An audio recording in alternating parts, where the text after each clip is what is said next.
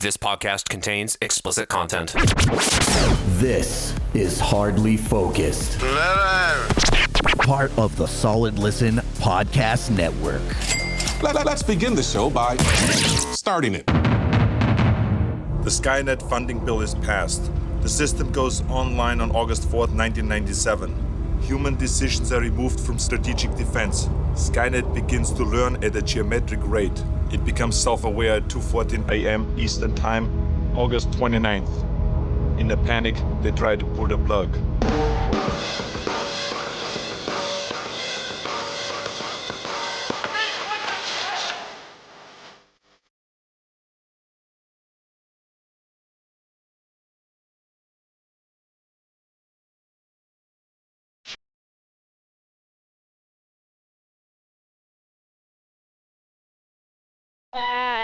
Hello, everyone. Welcome to Harley Focus. Jack Dill, Mike Terrara. You can find us at harleyfocus.com. It is Judgment Day, August 29th, the day this episode goes live. We're also kicking this off with Fucking in the Bushes by Oasis, featuring the Brothers Unibrow, Liam and Noel Gallagher, who have officially reunited and will be playing shows in 2025. Sure they will. Yeah, that's... whatever you say. Yeah, I saw what the bookies are putting down for odds on if this reunion is going to last and if they will break up before the shows happen, if they will break up in the middle of the run, or if they get into a fist fight at any one of the shows. And the odds just go up progressively based on the scenario. It'll be interesting. Fascinating. I feel like they'll get into. I honestly feel like they will get 2 shows in. 2 shows in. Okay. 2 shows in, and then after that second show, they're just like, they might start a 3rd show, and then they're just gonna kick the piss out of each other and just walk off. So, but they want to sell more. They're gonna sell more tickets than Taylor Swift. I'm like, yeah, okay, guys, fucking delusional. I think this is going to rival, if not just be second to the hysteria and madness that is trying to buy tickets for any Taylor Swift show. But Oasis now doing like several dates at various venues across the UK and Ireland. I'm not saying they're not going to have a great showing. I'm just saying it's madness. It's not going to be as crazy. So it's 15 years to the day that the band announced they were splitting up. That happened on August 28th, 2009. The story goes they were supposed to play at the Rock Insane or Seine. Do you know the river in Paris? Or is it the Seine? The Rock. Pronounce the French River. The Rock in French River. Let's call it that.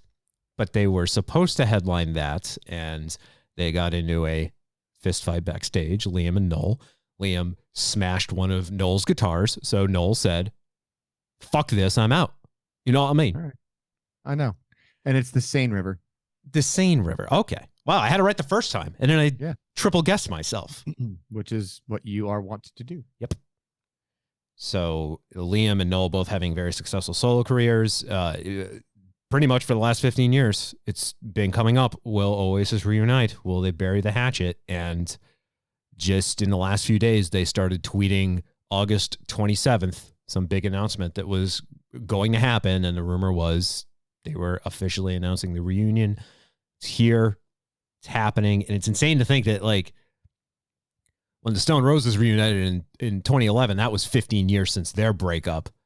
Oasis waiting 15 years after their breakup to attempt a reunion.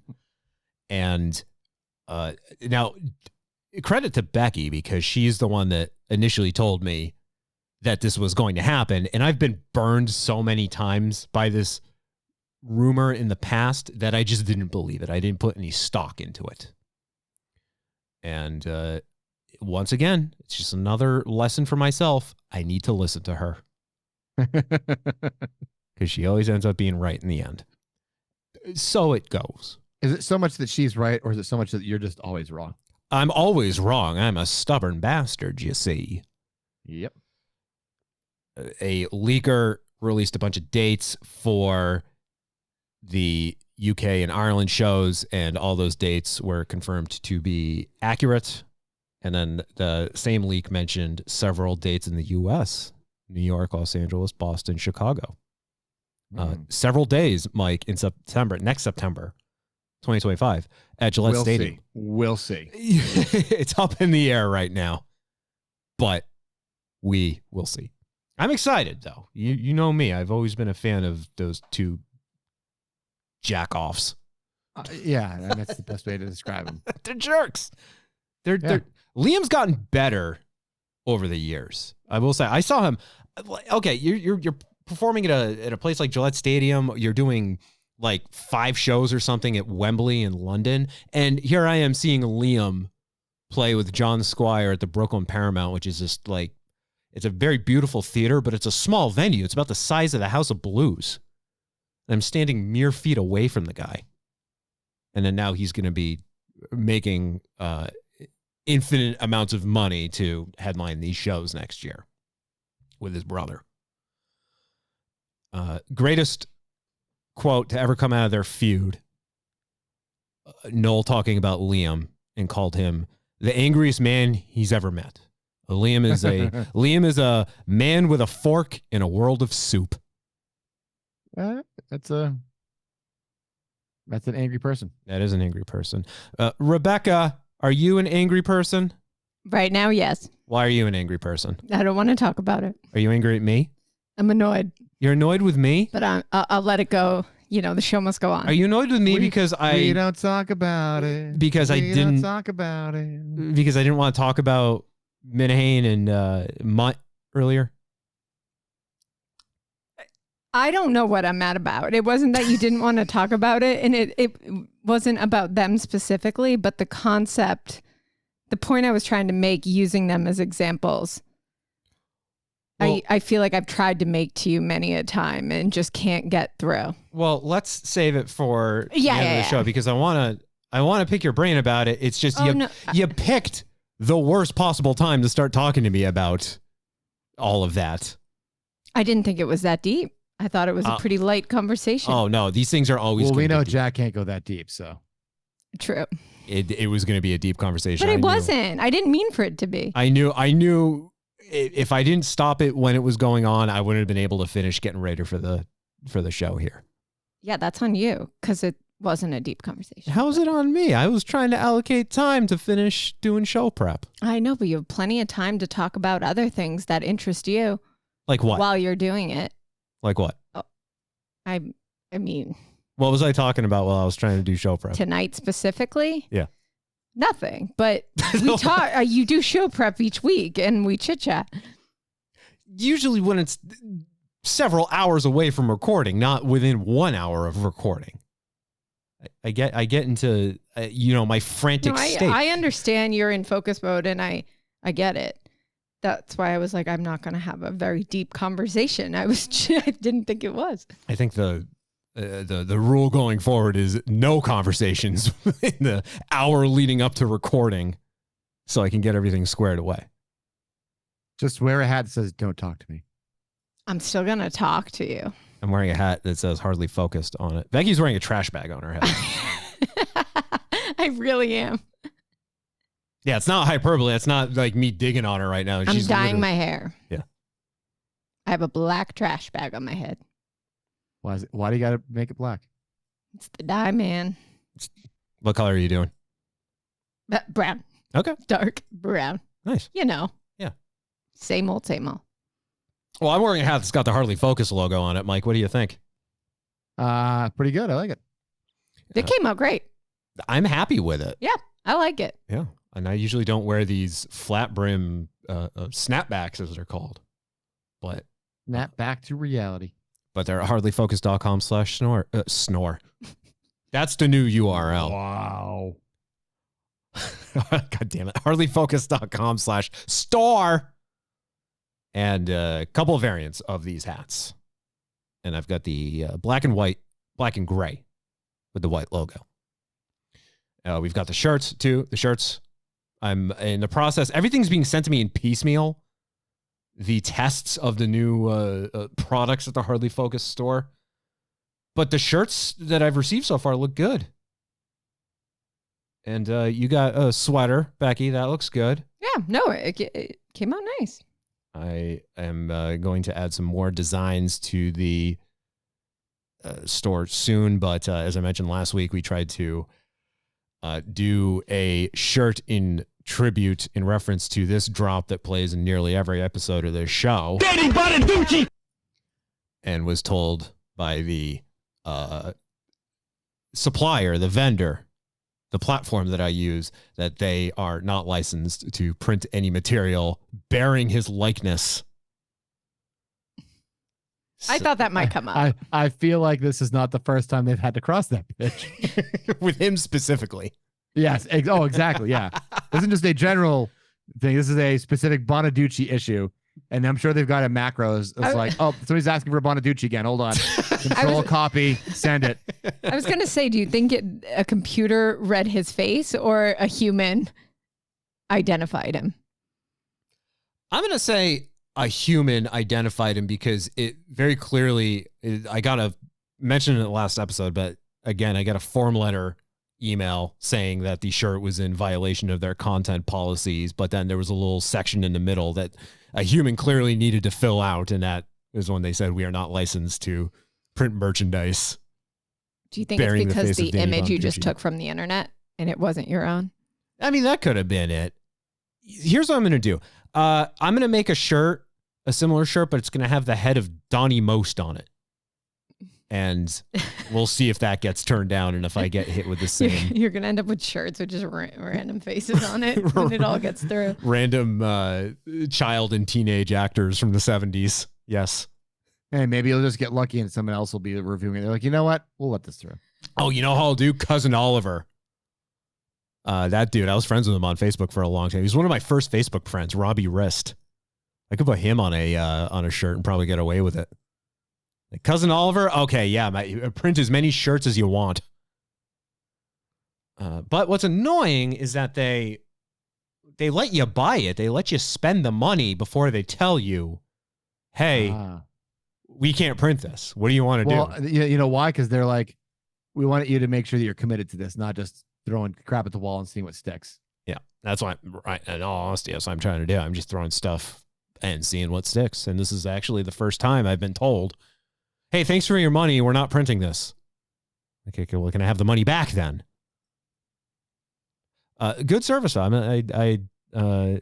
I'm kind of riffing on how I violate their content policies. I won't name drop them. I will say though, their customer service is very good, and all the other products I'm happy with. So yeah, hardlyfocus.com/store.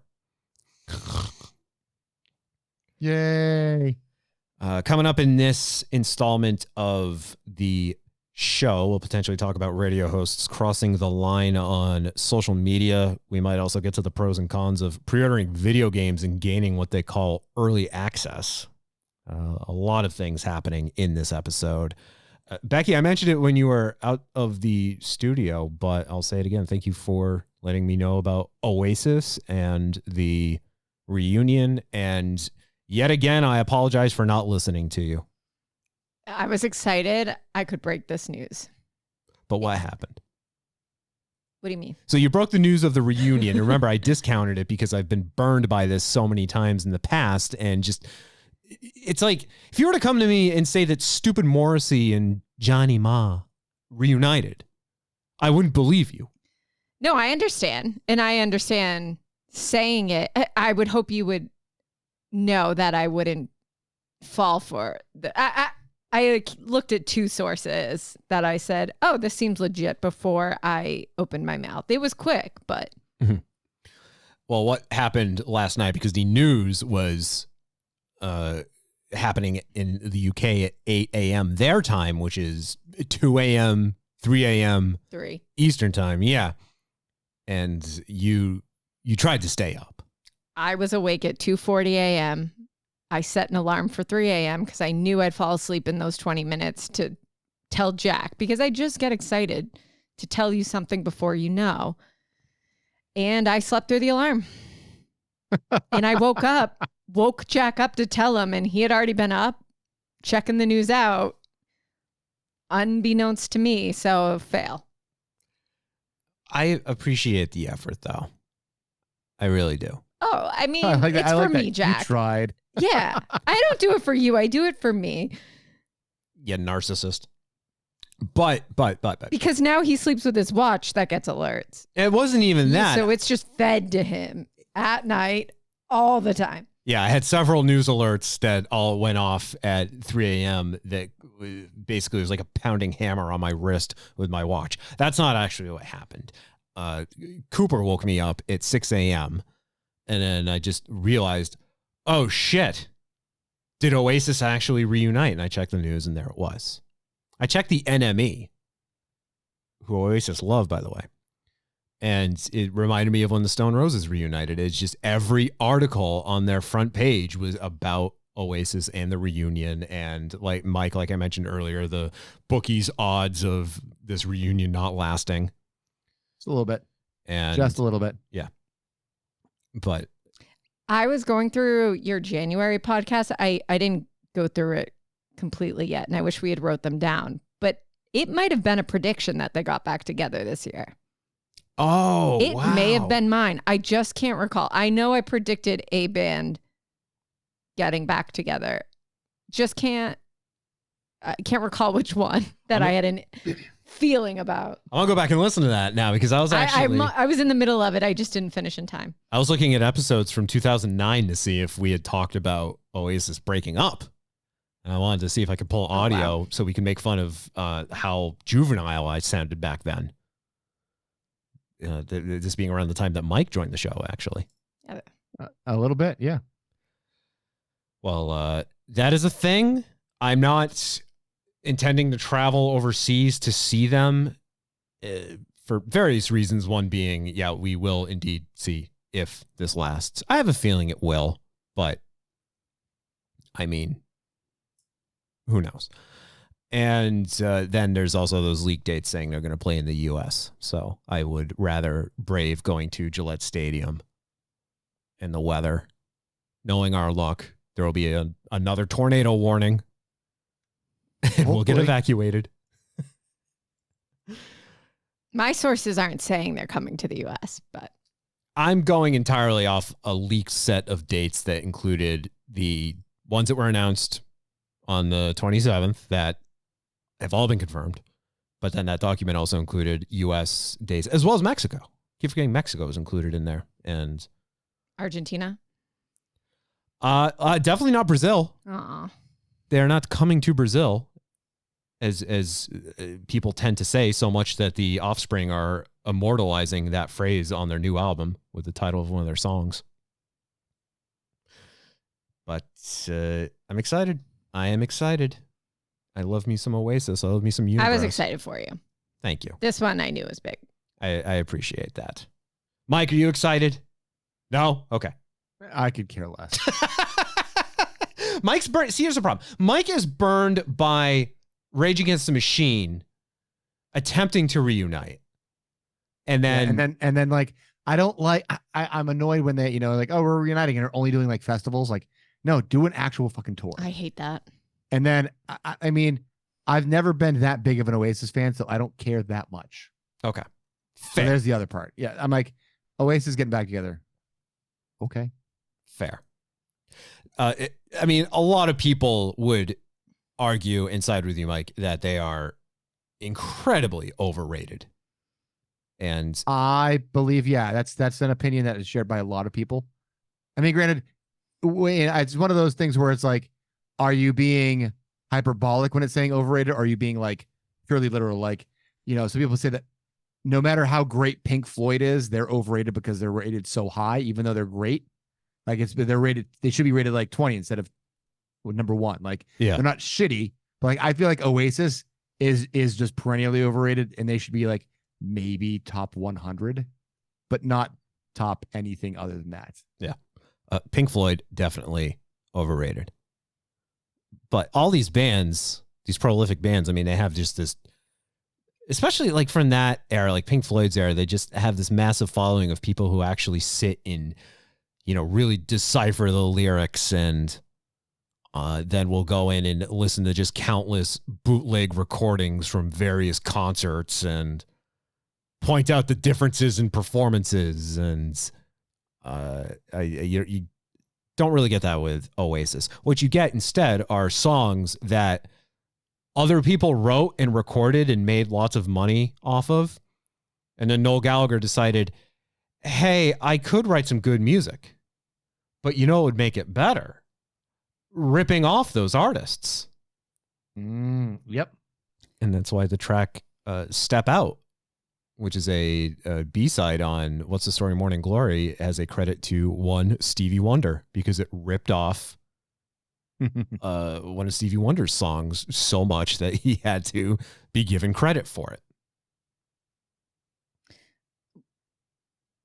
When did Wonderwall come out? 1995. Which is so funny because it was the soundtrack of my high school. Like that was the song they ended the school dance on like every time. Really? People had that in their profile as if it was a new song. When I think back to high school, that like there were just Wonderwall fans. I'm sure they didn't follow Oasis because I never would hear the band name, but Wonderwall had a death grip on my high school. Unlike the band Death Grips. Correct. Oasis, it's probably not Oasis. It's, you know what it is? There's two things. Ryan Adams did a cover of Wonderwall. I don't think that's what propelled it. But the OC. Now these things are connected because then remember that version was featured on the OC. You know what, Jack? Fuck. And the OC. You're right. Yeah. Fine. You get that one. You're right. You're right. You were the fan of the OC. I mean, I was too. You're right. I was wondering why it circled back and was heavily present for 4 years. I mean, I can think of like, I don't even know. If I had to say the soundtrack of my high school experience, it was Wonderwall. Right. But it's the and cover that of makes it. sense. That because perfect timing. Yep, that was show started right as I started high school. Mm-hmm. And Ryan Adams did his own version of Wonderwall. He put his own spin on it. Oh and, man. And okay. Noel loved it so That's much. Embarrassing. Noel loved it so much that the way he performs it now, if he just does it acoustic, he does it Ryan Adams style. But if he plays with a full band, then he does it more akin to the album version. So I mean, I'm right there with you because a lot of people. I mean, the OC only on for a couple of years, but so influential when it came to the music. And I the went soundtrack. down an Oasis deep dive where I was burning CDs of theirs. Like, why did I just randomly start in 2005, 2006? And because you were so hyped for the release of Don't Believe the Truth. I don't know. All right. Because you need to. It's the OC. Yeah. Nope. You know what it is? I'll tell you why. It's because we need each other. We believe in one another. And I know we're going to uncover what's sleeping in our souls. I'm looking back in anger. I'm just going to tell you. That's one of 3 songs that has both brothers on the track. They very rarely ever appeared singing their own parts on Oasis tracks. It was either one or the other. You'd hear background vocals, obviously, but for them to be trading off lines, Acquiesce is one of the, I think, only 3 songs where that happened. Noel has a crooked face too, and that bothers me. He's got a very British face. He's got an incredible, like something happened. Something must have happened. You sound like a Gallagher brother. When he came out of Peggy, something had to have happened. Because, like, seriously, look at his face. Like, one eye is not level with the other, like, significantly. Like fetal alcohol syndrome kind of uneven, or? Probably. I mean, it was the late 60s in the UK. Anything is possible. All 3 of those Gallaghers look weird. And I was going to say, what's Paul up to? He's a DJ. And he's been, Paul maybe he'll open. Paul Gallagher, the lesser known Gallagher brother. And he's just been trying to tell people, he's like, look, I didn't know a thing. I didn't know this was going to happen. He's feigning ignorance. People always forget there's a 3rd Gallagher. So like the 3rd Hemsworth? Yes. Oh my God, yes. And he was the one that was on Westworld, right? Or yes. The 4th Jonas brother. The 4th Jonas brother. The 4th Jonas brother? Yeah. I didn't know that. Wow. Yep. What's his name? Is he the manager? He's probably the one selling the popcorn that we keep seeing. I don't know his name. It's like Wahlberg's brother. No one knows his name. It's like the 3rd Wahlberg. He's the restaurateur. There's a Frankie. A Frankie Jonas. Frankie Jonas. It's like what is it? The 5th Baldwin brother, the 8th Baldwin brother. How many Baldwin brothers are there? There's too many. It's far too many. Yeah, or the Wahlbergs. Yeah, the There's a Wahlbergs. million. I actually really do love the concept of like a lesser known sibling. You know, like the Olsens. Don't they have a brother, right? Yeah. And the brother's involved with Trent. The twins' businesses. I'm obsessed right? with it. I know his Instagram. Like no one follows it. For years, I thought you honestly were going to be making some sort of like cheeky reference to Elizabeth Olsen. Well, Like, she was the lesser known. And no, like, no. not She anymore. was until she wasn't. right. Yeah, before Marvel came around, Yeah, she was okay. unknown, and now she's arguably bigger than her sisters, who, in their own rights, were incredibly powerful and influential. Youngest billionaires on earth, right? Right.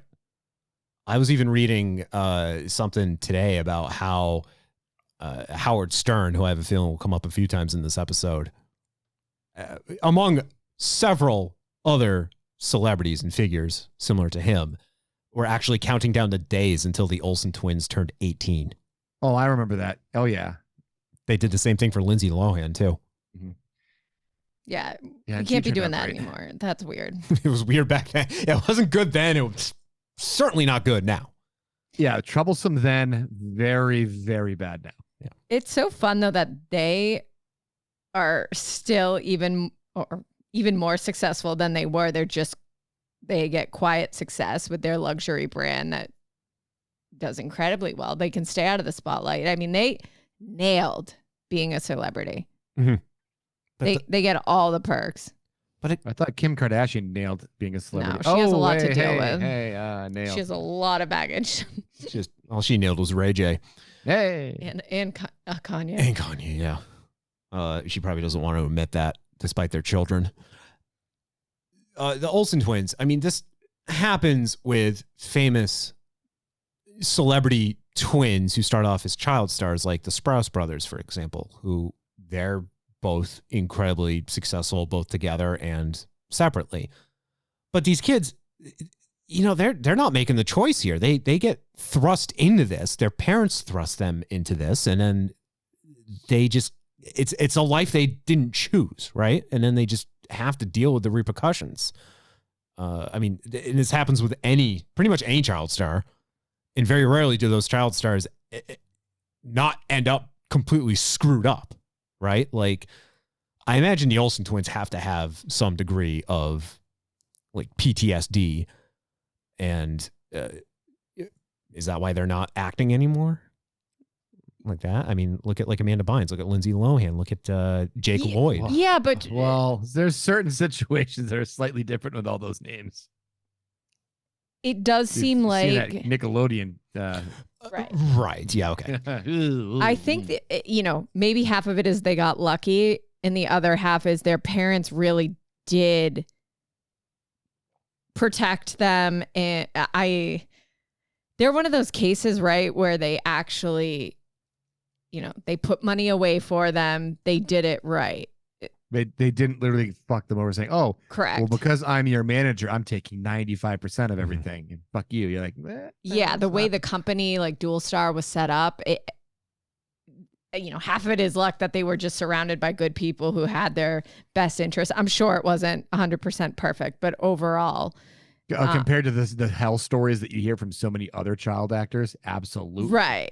And while anything could have happened, you know, I mean, I haven't heard any allegations of any sort of abuse against it. I'm sure there's, you know, claims out there. I don't know. I just feel like that industry, you're going to hear some rumor, but anything of substance, not that I recall, that you hear with other child stars. And it really probably makes a difference if you had a parent that really was able to be with you on set, had the financial means to really watch what was going on, and protect your money. I think Jenna Ortega said something about that recently, talking about how she didn't see the Nickelodeon documentary, but that her, I guess, mother was also very protective, like just made sure she was shielded from the Dan Schneiders of the industry.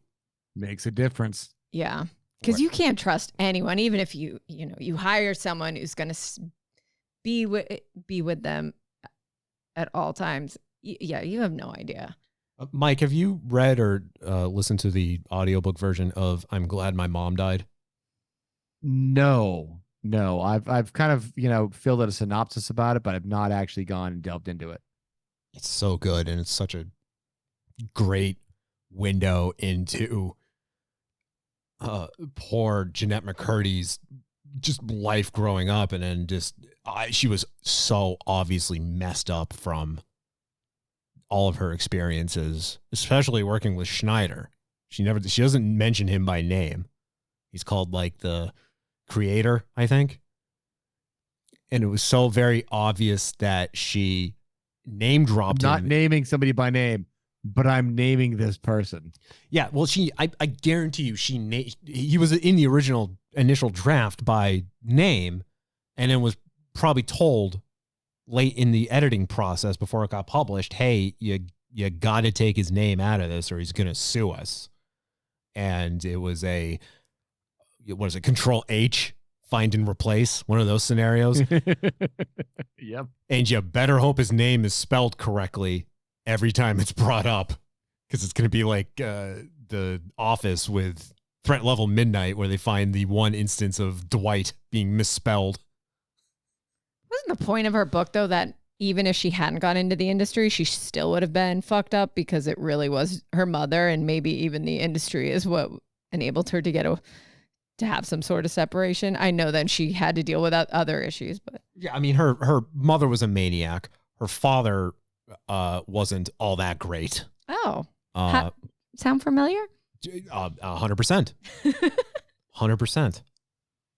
Not. I wouldn't say to the same extremities, of course, but okay. It's not like her father was an apologist who is like, everything is fine, everything is great. I'm just gonna turn my head to all of this emotional abuse that's going on. As an outsider looking in, I would say it seems like you might know that story.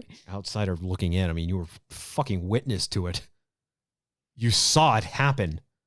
Yeah, not in its prime. Witness me. Oh man, that's I can't.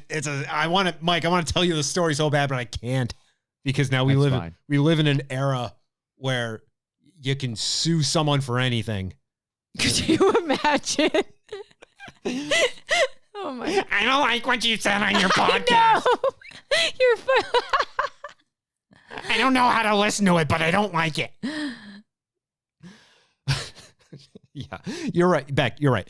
That's me defending you, but Jack, thank you. It's your experience. What do I know? I wasn't there. McCurdy, you weren't there you were there as a listener. You heard me talk about it for several years. You know what? You were kind of primed. I did, but I didn't know. McCurdy, yeah, her mother is a maniac, and I mean, something's on fire, right? Do you pour gasoline on it, or do you pour jet fuel on it? Ooh, what actually does burn better? Yeah. Can we just go straight to napalm? Sure, y'all fire and that fire. Sticks to everything. What Yeah, that invisible gas, like where you can have like invisible fires. Yeah, like methanol. Yeah. Old Formula One gas. Yeah. Yeah. Yeah, that's what working in Hollywood essentially was. But you're right. She would have been screwed up no matter what. I would have loved, though, if my parents at age 4, before I had any idea what was going on, really got me into show business so I could retire by age 9. I would have been okay with that. Yeah. So, you just hope they don't pull the Gary Coleman and then take all your money. No, correct, right? I need something to show for it in the end. But I kind of wish I was just kicked out there, had my own series. That would have been cool. Would you have been a Disney star, or would you have been like one of those like revolving door child actors on a soap opera where you play age 7 Becky, who only appears for 2 weeks before suddenly Becky is now a teenager? I mean, whatever the audience wanted. I don't know. If I had a choice, I would have my own series. Whatever made me the most amount of money in the quickest amount of time, so I could then just retreat and do nothing. Mike, you got young kids. Yeah, why don't you get them out there into TV shows? What are you doing? Start with Cam. He's young enough. Because I have a wife who would literally shake me if I did that. She's like, they are not getting subjected to that. You could also get them on I prefer Kids both Bop. lungs to be functional. Fair.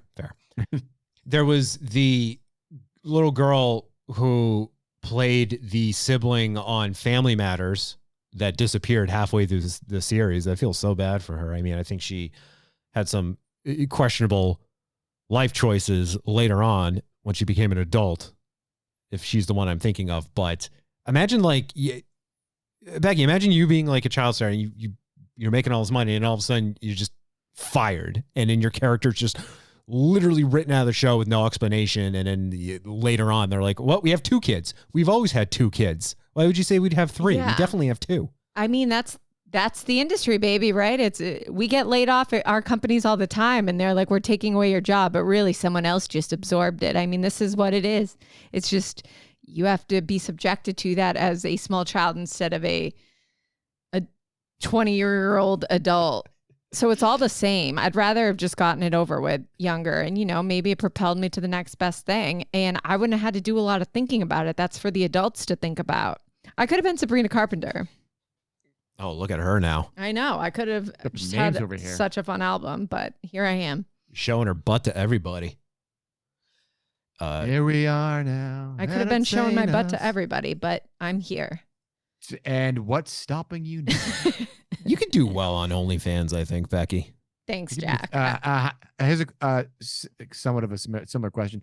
How are your feet? Yeah. Okay. So I'm watching The Real Housewives of I'm not a OC. foot guy, but I know there's some money in that. It comes up often. Well, for the I guys think that I are have in nice they come feet. up often.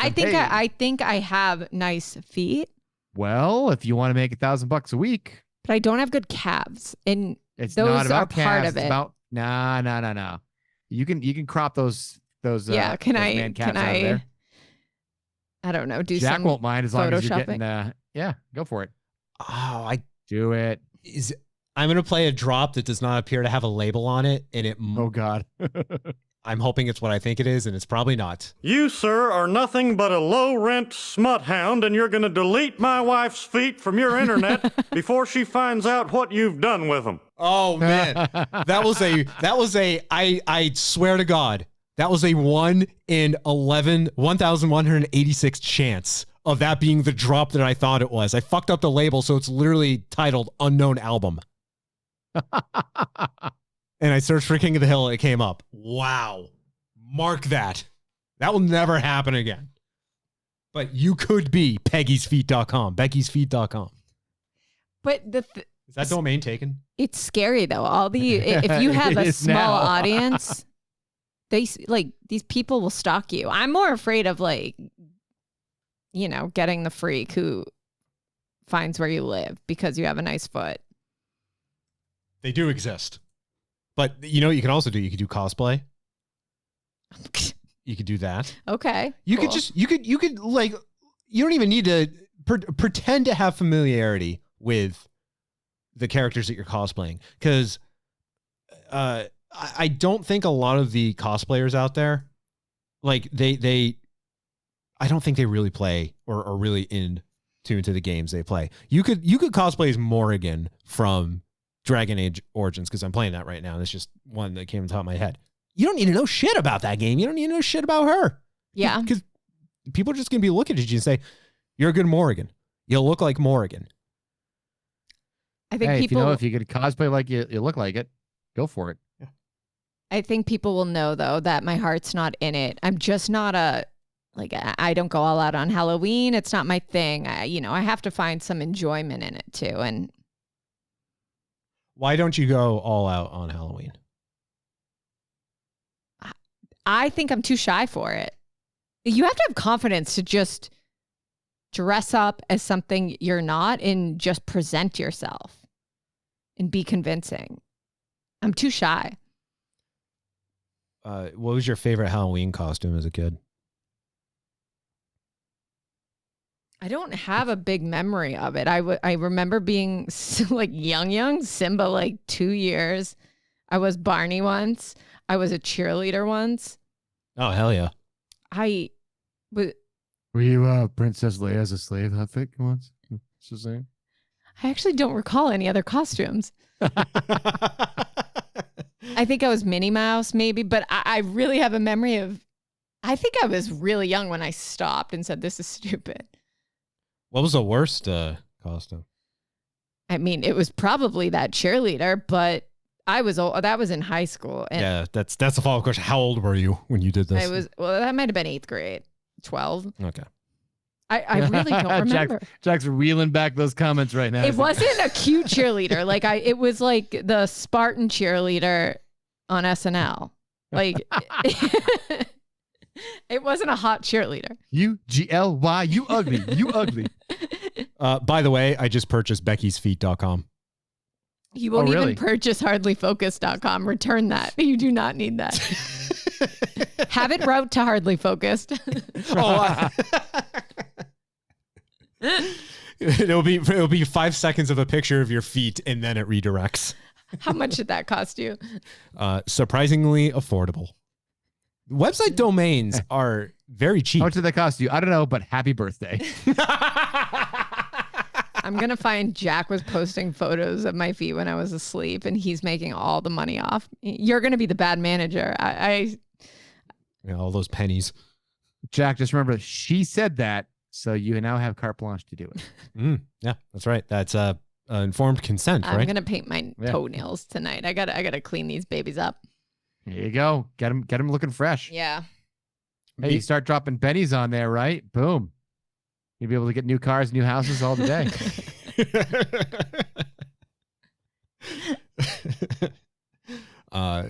Mike, your favorite Halloween costume?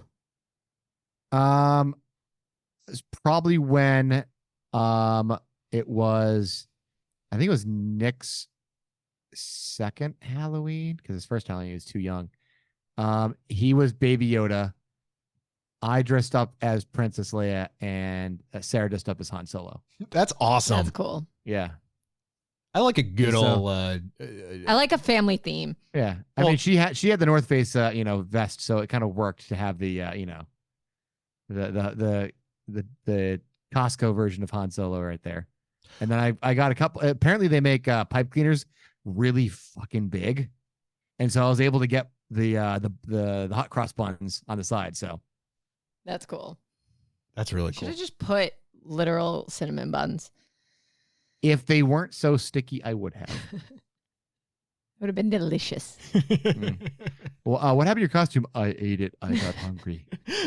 I begged you to look at mine first. I begged you.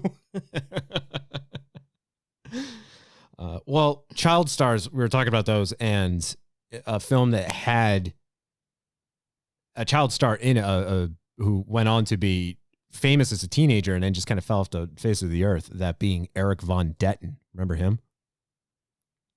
Eric Von Detten. He was in a movie called Brink. Oh, yes. With his 90s hair, his bowl haircut. Well, he played Sid, the bully, the toy surgeon. Let's call him that. What was it? Who was the Nazi surgeon? Was it Mengele? Joseph Mengele. Yeah. Yeah, he was the Mengele of Not toys. that I know my Germans very well. Well, he was played by Eric Von Detten, also played by Von Detten in Toy Story 3, where he's portrayed as an adult. He's a garbage man, and they show him for like all of 5 seconds, and he's just like humming along to whatever he's listening to on his iPod. But the credit went to Eric Von Detten. I bring him up because Quentin Tarantino is butthurt about Toy Story. He's butthurt that Toy Story 5 is coming out. Is that why? Well, there's a Toy Story 5, and I don't know how I feel about this.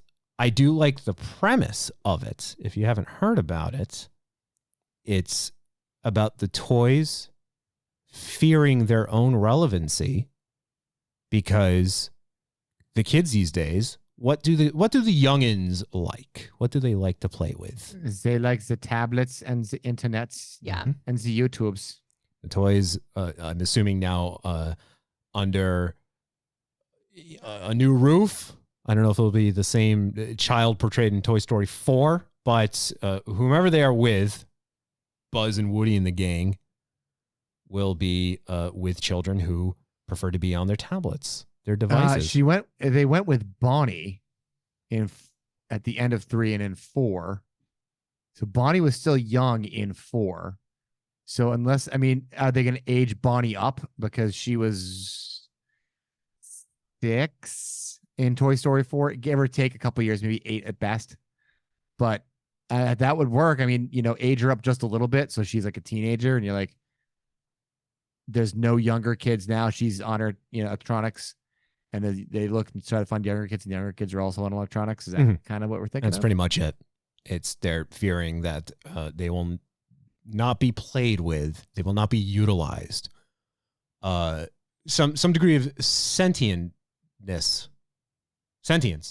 That's the word. I'm very good at this, you see. They're fearing their own relevancy. Why should we be here? Why should we be in this box full of junk? Because that's what we are now. We're junk. We're just junk. But there will be a Toy Story 5. It's coming out in 2026. It is being helmed by the gentleman who did Finding Nemo. So that right there tells you it's going to be good. Toy Story 4, Mike, who is the big celebrity in Toy Story 4? He plays the Evel Knievel. Oh, yeah. Yes. Toy. Mr. Keanu Reeves. Yes. And he is playing Shadow the Hedgehog in Sonic 3, the trailer for which has just dropped. Okay. Boy, was I excited to hear his voice, even though he doesn't change his voice at all for any role that he plays. Hey, you know what? He's got a lane. He's sticking to it. I can't fault that man. Toy Story 4, by the way, 97 on Rotten Tomatoes and won an Academy Award in 2020 for Best Animated Feature. It was very good. I went into it very worried. And Tarantino shares the same sentiment here, but I was very worried about 4 just because 3 ended on such a high note. Like, that was the way to go out. If you're going to end this story, that's how you do it. And then a couple of years later, then they decide, no, we'll just keep it going. Because it was a bit of a cash grab, but it wasn't like horrible. It wasn't like, oh my God, Jaws 3D. What the hell? Now, I can't remember if Rashida Jones still has a writing credit on it because originally when 4 was announced, her and her husband were writing the film, but then the writers changed at some point in development. So I can't remember if she ultimately got a story by credit at the end of the day. Toy Story 3, we played a production piece on the show for a very long time of Fro, who was being made fun of by a child in the theater during Toy Story 3 because he burst into tears at the end. I'm like, you weren't there, man. You weren't there at the start. You don't understand. Look, I went with a bunch of grown-ass people myself, and everybody was crying. Mm-hmm. That scene going towards the incinerator, good goddamn. I only saw that film once in 2010, and even just thinking about it. That was crying in the theater before Avengers Endgame. Okay. So Tarantino was on Bill Maher's. On your left. Oh, don't. Oh God, no. I love you. 5,000. No, 3,000. 3,000. Okay. I overdid it by the thousands. Quentin Tarantino went on Bill Maher's Club Random podcast. He claims that Toy Story could have been a great film trilogy. Here's what he had to say. In the case of Toy Story, the third one is just magnificent. It's one of the best movies I've ever seen. Hold on. Wait. I promise you that's Quentin Tarantino and not Jay Leno. Seriously. I'm telling you, Kev, it's one of the best. It's one of the best films I've ever seen. Did you hear about this one? Hear about the Terminator trilogy? All right, here we go. In the case of Toy Story, the third one is just magnificent. It's one of the best movies I've ever seen. And if you've seen the other two, then it's devastating. Is it a cartoon? Yeah, well, it's a cartoon. But the thing is, then 3 years later or something, they did a fourth, and I have no desire to see it. Right. You literally ended the story as perfect as you could. Right. So no, I don't care if it's good. I'm done. Why put the I am done. It can still be good, but I'm done. Don't put the condom on after you come. Thanks, Bill Maher. Wise words. Yeah. But I like it that way. That's how I got 3 kids. Come again. I did. Tarantino. And we're done. This, according to Variety, Tarantino claims the only film trilogy that completely and utterly works, in his words, is the Dollars trilogy by Sergio Leone. I mean, that he's I would say he's not wrong. That is, those 3 films right there are like cinematic, like royalty, you know? But the thing is, there's a lot of films that nail 2 out of 3. And one of those 3 always brings down the average. Mm-hmm. Like Godfather, 1 and 2, amazing. 3, you're like, oh, you done goofed. Godfather, who gave us this great quote as we were talking about in the previous episode of this podcast. I talked to Barzini. The worst case of ADR, dialogue replacement, in the history of cinema. Godfather 3. I've been told, I've never seen it, that it's just a stinker. I mean, it's Judgment Day, obviously. I just made a joke about this, but the Terminator. Terminator and T2, yeah. An instance of a sequel being better than the original. Yep. And then for some reason, Terminator 3 exists. And that's money wasted right there, followed by several other sequels. Yeah. Alien Romulus just came out, 10 out of 10. But Alien's better than Alien. And then Alien 3, which doesn't exist. It was never made. The film, the series stops at Aliens and did not pick up again until, arguably Prometheus, but realistically, Alien Romulus. Quentin Tarantino himself even said that Mad Max, example of a trilogy that didn't stick the landing, whereas Beyond Thunderdome, or was it Beyond Blunderdome? No, because Thunderdome itself is not bad. It may not be as amazing as, Mad Max, but it's not. It's not an anchor like Godfather 3 is. You know what though? Can you cancel it out and put Fury Road in its place? Ooh. Because Fury Road, good goddamn. I feel like what he might do is he might make another Mad Max sequel because it's like he's gonna make a third one in that section of time. Right. I feel like. And then they're going to have, it's going to be 2 separate Mad Max trilogies, one with, Max and one Max free. Mm-hmm.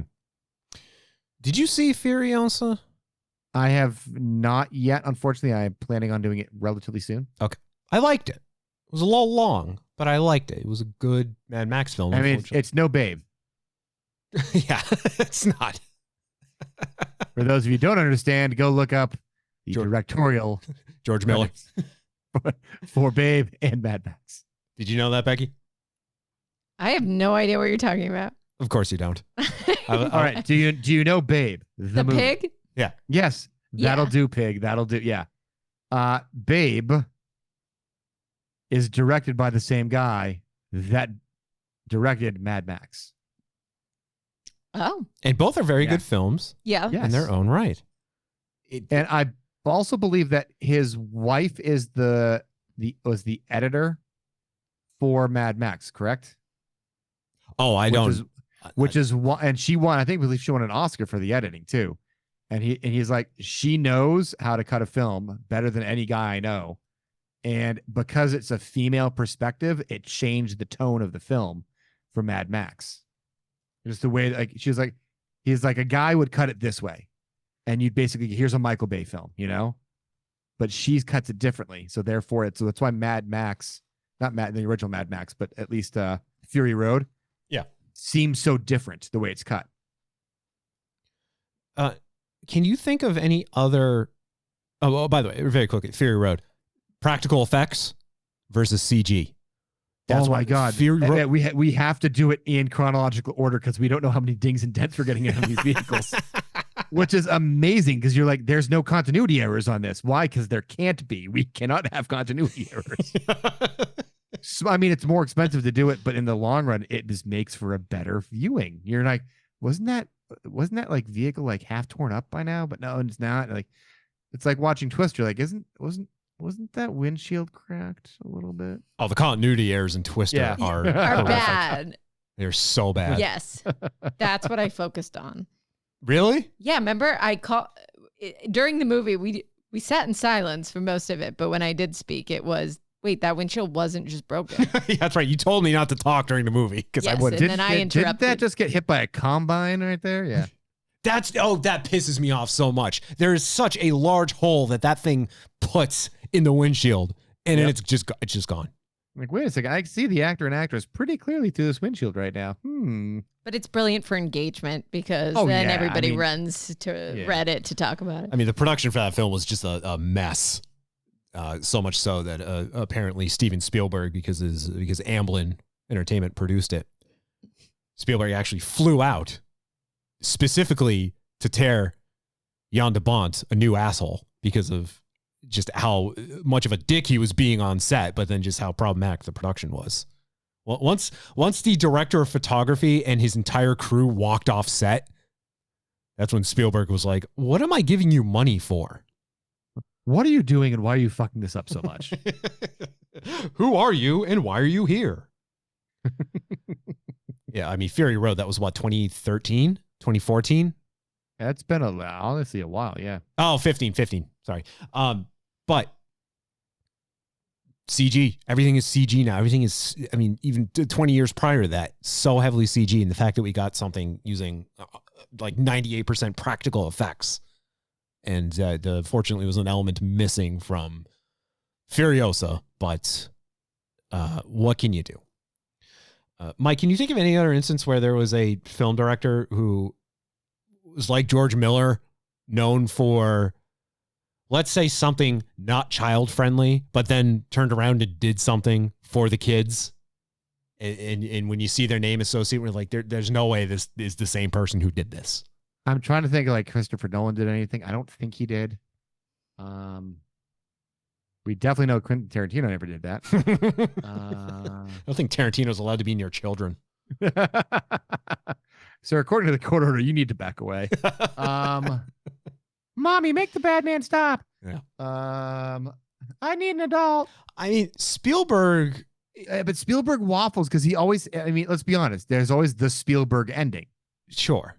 So he waffles between both worlds pretty easily. Like he can do, I mean, granted, you know, when you're doing an historical film called, you know, Schindler's List, you can't have a Spielberg ending, but, you know, he always has that kind of happy ending that's not completely tragic. I mean, you got. I think like Guillermo del Toro. I mean, some of his. Let's see if Comic Book Resources will save us. 10 directors who have made both hard R movies and kids movies. Has Eli Roth made a kids movie? He's the first one on the list. Really? Yeah. All right. Okay. What did he make that was a kids movie? The House with a Clock in its Walls. Okay. From 2018. Right. That was a fantasy. I guess that counts. Francis Ford Coppola. What did he make? Jack with Robin Williams. Oh. My dad walked me out of that movie. Because of Bill Cosby? He was disgusted with them farting in a jar. And so I remember he took me out of daycare. This was my like day that I got to hang with my dad and leave daycare. Came from work, like suit and tie, takes me to see Jack. He is horrified mid-movie.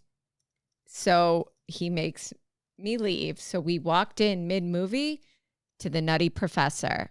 That horrified him. We left that movie too. Jesus Christ. I know. So we went to Chuck E. Cheese. Not even kidding. And then he was horrified by the pizza and the animatronics. Yeah, but I'll never forget it. I remember being like, this is sick. I was just so happy to be there, but I had to leave. Oh, that's like infuriating. That's traumatizing. I know, but it's such a good story now and a fond memory that I can look back on. I do need to finish that movie though. I should watch. Jack is a great film.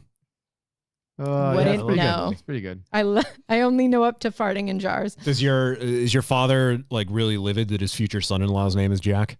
Yeah, I think he was triggered. And you love farts. Triggered. Robert Rodriguez. What's a really adult movie? Let's look up who Deep Throat. Who did Deep Throat and see if they did a children's movie. Danny Boyle. Okay. Zack Snyder. Not surprising. Okay. Is there a Snyder cut of a kid's film now? Yeah, there's George Miller. Guy Ritchie. Okay. Yeah, Guy Ritchie's a fantastic film director, but he also did the Aladdin remake from 2019. Oh, okay. All right. Okay. So there you go. Some big name actors on there. Rodriguez, by the way, Spy Kids. Oh, yes. Yes, because technically isn't Spy Kids isn't Machete? Yes. Actually like canonically in Spy Kids? Yep. Somehow, right? He's Uncle Machete. That's right. It says M. Night Shyamalan is a screenwriter for Stuart Little. That's right. That was Shyamalan Ding Dong? That was before The Sixth Sense. I think Stuart Little and The Sixth Sense came out the same year.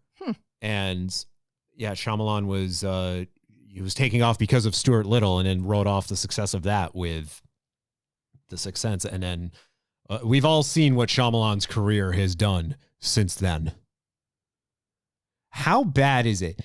Been awesome since then, hasn't it? How bad is it that your career, you're just known for, like, you're not Uwe Boll.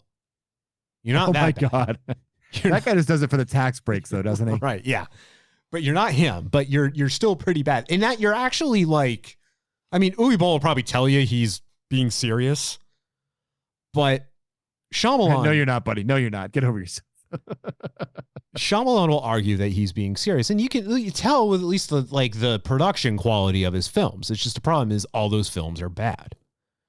And then you have The Last Airbender, which I think that was that was his crater. That's when you think you'll never be able to recover from this. And then remember After Earth with Will Smith and Jaden Smith? Oh yeah. Yep. I think that was 2013. Yeah, Shyamalan definitely directed it. I can't remember if he wrote it. His name was absent from all of the marketing because the studio was like, we're afraid this movie will be bad if people find out you were involved with it. And it turns out it doesn't matter if his name is included in the marketing. The movie will suck. And it did. Although because of Romulus, I'm now playing Alien Isolation again, and I always think of, I never saw After Earth, but I distinctly remember this from the trailer. When I'm playing Isolation and I'm like hiding in a locker from the alien, hoping it doesn't find me, when it does find me and rips the door open, I always think of Will Smith in that trailer going, "It has found you." And then it punctures my skull. I do appreciate how I believe Will Smith officially apologized for After Her. And then he smacked Chris Rock. Remember that. Keep my wife's name out of your fucking mouth. Keep my wife's name out your fucking mouth! What is it? What? Will Smith doesn't have to cuss to sell records. You're talking about Star Wars earlier. And, hey, they're always listening. My old roommate Stefan texted me while we're recording, and it's a picture of a Wookiee, and it's a reference to the Big Bang Theory. Thanks, Fro. And it says, soft Wookiee, warm Wookiee, big ball of fur. Great big ball of fur. Hairy Wookiee, angry Wookiee, grr. Wow. Thank you, Stefan. How delightful. Star Wars Outlaws. And I will say an hour into this recording, if you do hear the sound of snoring. Mike, can you hear it? I just woke him up. Have you been able to hear? Okay, good. No. Our dog is. We've got a snorer in the family. Yeah, he needs a CPAP machine. Can you imagine a dog wearing a CPAP machine? That would be so cute. That dog has awoken me with his snoring. Cooper doesn't snore. Cooper does like these adorable little puffs. Correct, but Cooper terrorizes you in your sleep. Sure, he just makes it very difficult for me to sleep. Cooper's very high today. Yeah, he had to Cooper's loving life. He had to get an allergy shot, and the vet, because of Mike. You think you had it tough bringing your kids to the dentist the other day? The last time I took Cooper, the last time I took Cooper to the vet, they gave me anxiety medication and said next time he comes here, he needs to take these. Yes, but you can hide his medication in food, and he doesn't know any better. You could bake it into a cake. Yeah, can't you use like a mortar and pestle and crush up the pill? Yeah, you just got to be more creative. A mortar and pestle. What am I, a 15th century alchemist? A mortar and pestle? Make it into a mojito. Turning lead into gold. My parents literally had a ceramic mortar and pestle, and they would use it to like crush up pills. And that's why Jack is that's the way why he you're is. I know. What was in there? Is this my poop knife moment? Y'all didn't have a mortar and pestle? This is the poop knife moment, man. I'm playing Oblivion, and they're explaining like, hey, yeah, alchemy's done using a mortar and pestle. I'm like, I know what this is. Apparently nobody else did. Okay, wow. I know what a mortar and pestle is. I knew what it was back in the day. That was never in our house. Okay. All right. Ever. All right. Once again, I embarrass myself with my traumatic upbringing. Sounds about right. My parents also have a compost heap in their backyard. You gotta simplify, man. My sister does in her apartment. Have a compost heap? Yeah. But she's weird. Well, you know where that compost heap is going, right? I was just thinking, I'm like, great. Your fire pit's about to become a compost heap. You just have to be careful. There's a lot of issue. There's a lot of animals around. Becky's finally officially moving into this house. Oh, wow. Now she's lived here for a very long time, but now we have somebody occupying now my house. Yes. We've been talking about this for a while. And it's finally happening. Occupado. But in the end, not much will really change because I just need to make space in one room. Mm-hmm. But I'm happy for your sister, though. Imagine that, going from living in the North End, Mike, right by the old church, right in the heart of literally right there. Her front door deep is in the heart of Texas. Yep. facing the church. Yep. Like you look up the street and you can see the Zakim Bridge looking like a giant dick, and then you turn the corner and there's Mike's Pastry, no relation. Imagine going from that to your own home in the middle of nowhere. Slight difference. Hey, but at least you can park a vehicle and not have that. Right. Oh my God. Yeah. We're all excited for that. Yeah. Yeah. I would never. You were telling me your parents were telling me the story about driving the moving truck down those roads. Yeah. I mean, it's just my dad's truck, but moving in, moving out. I mean, they just had like my mom dropped the AC through the window. They just had a classic experience. Oh my God. Yeah. Hey, Mike, remember when I did that? Oh my God.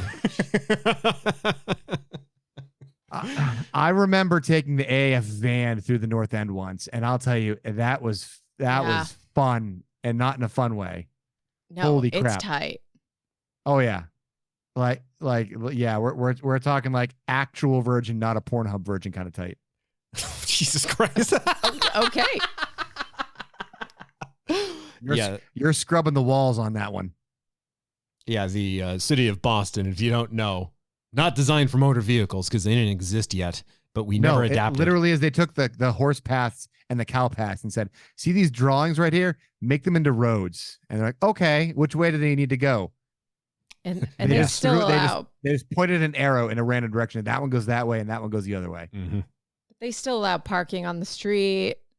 So it's just a madhouse. So tight. My sister's street in particular, it always scares me. There's a stretch, right? There's not often traffic, one of the side streets, but one if two cars come down at the same time, one's going to have to back up and do it. It's whoever just gets there first, gets the whole road. So that game of chicken's always terrifying. Yeah. One way's everywhere. It's not even a one way. It's a two way, but there's only room for one. Right. It's a one way by design. But I will miss, not that I saw her often there, I will miss knowing that, Pizzeria Regina was right there. You can literally walk down the street and have 15 options to choose from. Yeah. Oh, Yeah. I mean, we were just there and, St. Anthony's Feast was going on and just the options, just the food options alone. Like, it almost makes it worth living there. Yeah, not for her. She's a vegan in the North End. There's nothing for her. Oof. Nothing. There was like one place that would, like, they do not like not even putting cheese on their pizza. There wasn't a lot of options for her. It was so funny. Can I get just crust? There's cheese on everything. Well, you're Italian. That's what happens. Yeah, no, I mean, I get it. She gets it. It was just the wrong neighborhood. But does she? Does she? I don't know. But now she's going to the South Shore, and there's not many options there. Out here, there's plenty. Everywhere. No cheese near, though? Mary Lou's. She wins there. Yeah. I do hate that they haven't given us one out here. It's kind of crazy. Or a Sweet Green. I'm annoyed Worcester doesn't have that. Mike, have you had Mary Lou's? Mary Lou's coffee? Yeah. You can get. Do you not know things. that I think coffee tastes like ass water, so I don't care? They have Red Bull drinks that are really good. Right, they have other stuff there, Mike. No, I have not been to a Pink Mary Lou's. Okay. Here I am trying to act like I knew Mike doesn't like coffee. I'm like, even I know this now. Yeah. I should have known. Anyway. It is ass water, and I am never changing my mind. I don't care. But it helps you poop. I have other ways of doing that. Thank you very much. That's not tasting like ass water. Okay. Star Wars. There's Mike, if you can. Star Wars. Now I know we're talking about Star Wars. Free time is few and far between for you. Oh my God, especially fucking now. Jesus Christ. Yeah. Go ahead. and if you happen to do this during the podcast, I wouldn't be mad because I know that's how you were getting through Witcher 3. Yeah, I had to multitask a little bit. I know that's how you were getting through Fallout 76. Mm-hmm. But Star Wars Outlaws, that is coming out on all of the current platforms, PC included, on the 30th of August. It is an open world Star Wars game. I believe this is the first non-MMO RPG open world Star Wars game. Okay. Set across 4 planets, including Tatooine. The game is not yet out as of recording. However, if you purchased the $100 gold edition, you get early access to the game. That means you can play before the game comes out. They usually start the early access period a couple days before the game actually comes out for everybody.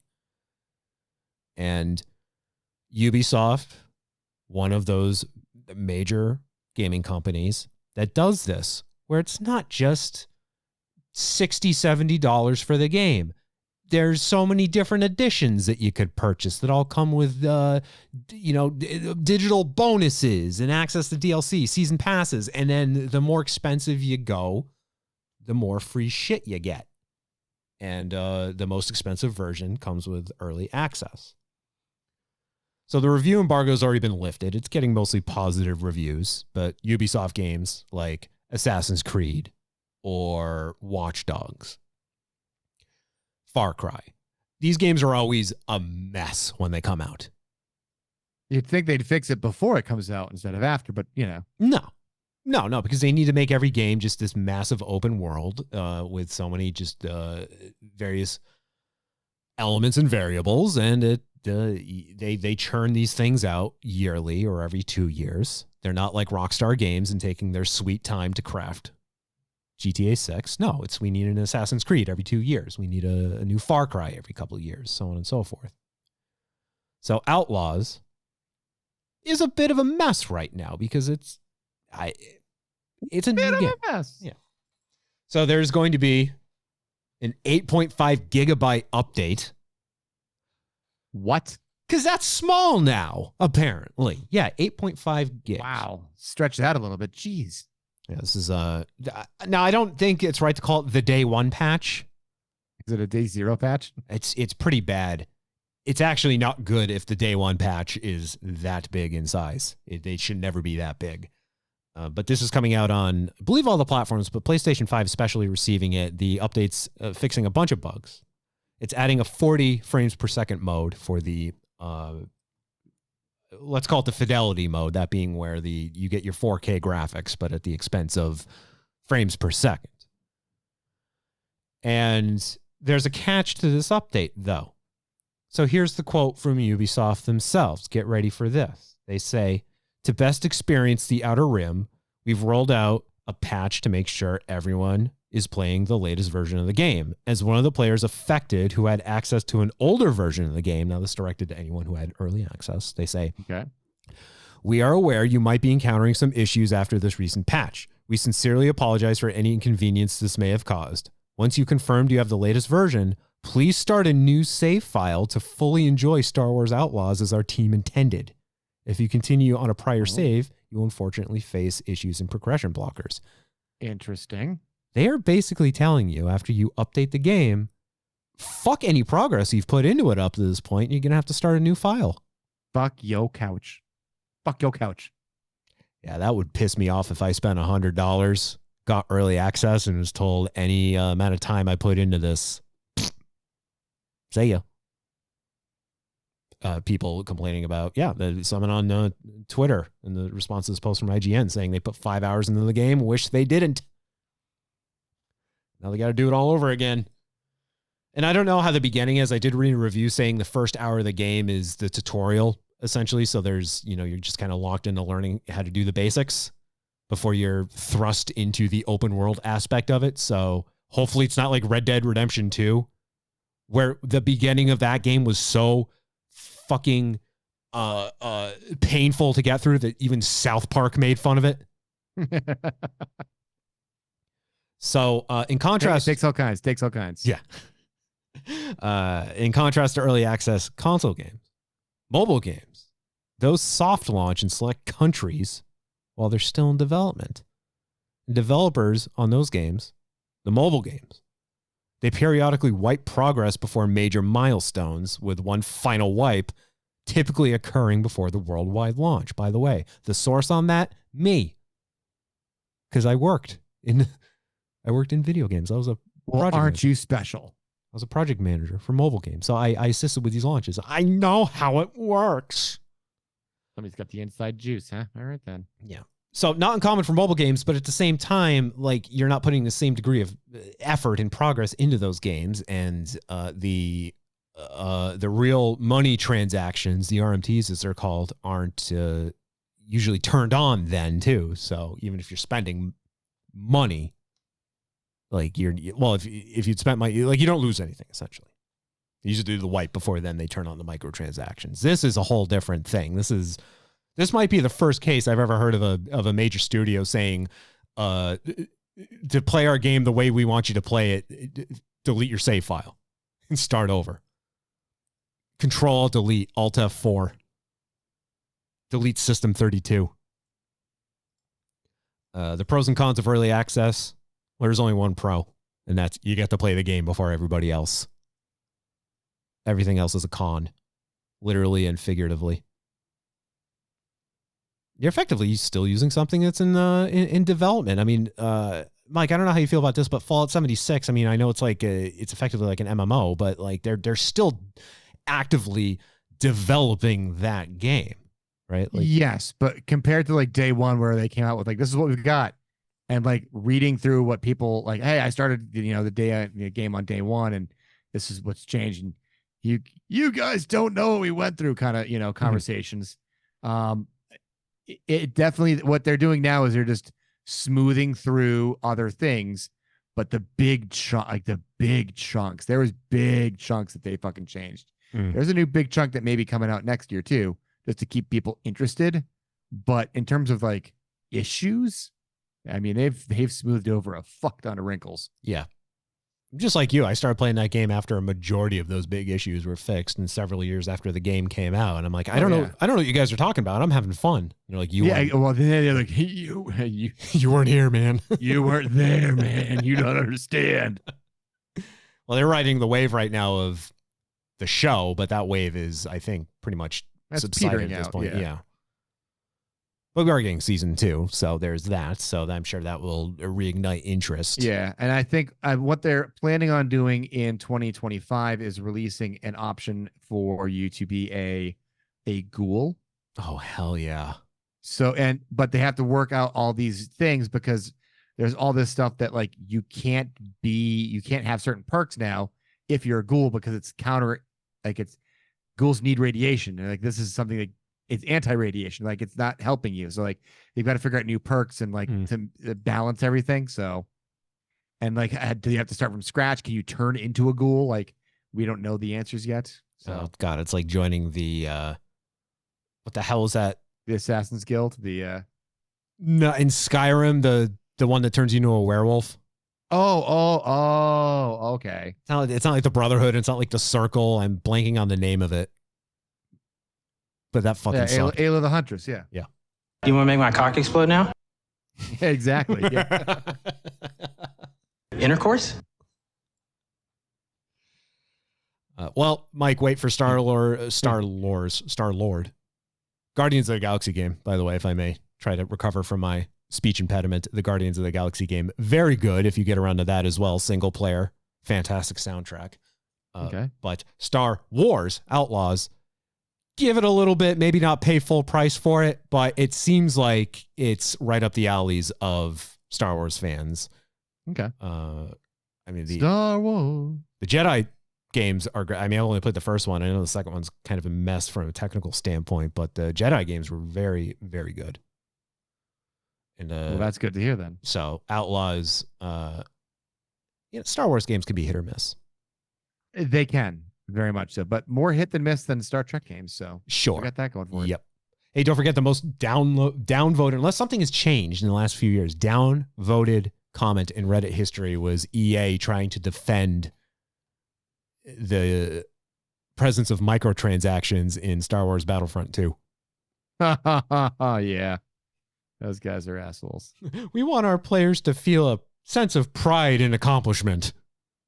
It's like, fuck you. I just spent 400 hours trying to unlock Darth Vader, and then this jackass just went and dropped $20 and unlocked him right there.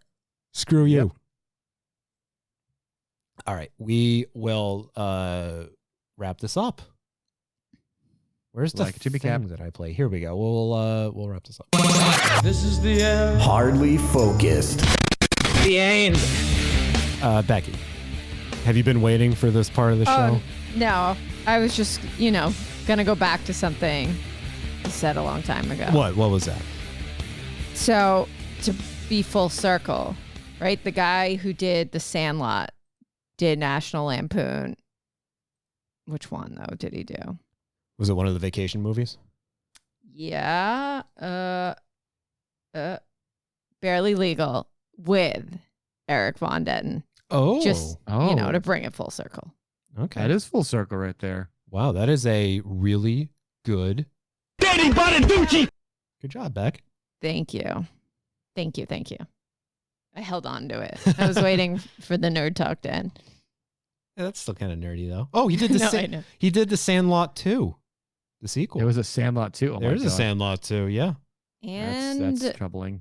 I think the only he did several of the Beethoven movies. Yeah, I was gonna say, and other kids' movies. Who's in National Lampoon's Barely Legal? Okay, Eric Von Detten, Amy Smart, Tom Arnold. Okay. Oh, Horatio Sands.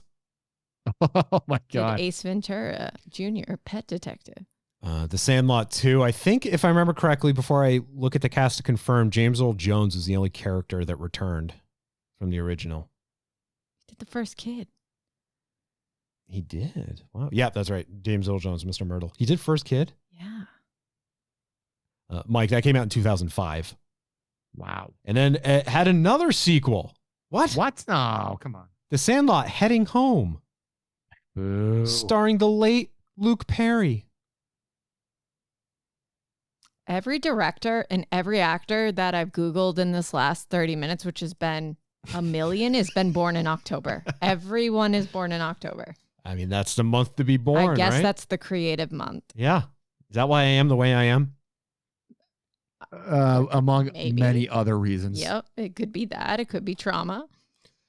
Okay. I saved Generational trauma. I saved this for the end. Hardlyfocus.com/store, by the way. I saved this for the end because, like, okay, we got like 6 people that listen to this show. I'm not worried if I 7 if you count your mom. Hey. No. In her lawyer. Sorry. 8 because she's got multiple personalities. Hey. Oh, that doesn't repeat. Okay. I was hoping I could just like spam the button. It doesn't work that way. Kirk Minahan. Oh, I didn't want to go into the story. It was the principle of the story. Well, I wasn't prepared to. It's okay, but I guess, and correct me if I'm wrong, I'll try to give like the high level recap. But like Minahan from WEI in Boston, he's been doing a successful podcast now for the last several years. And then Mike Mutnansky, they call him Mutt. He was at WEI until just a couple of years ago.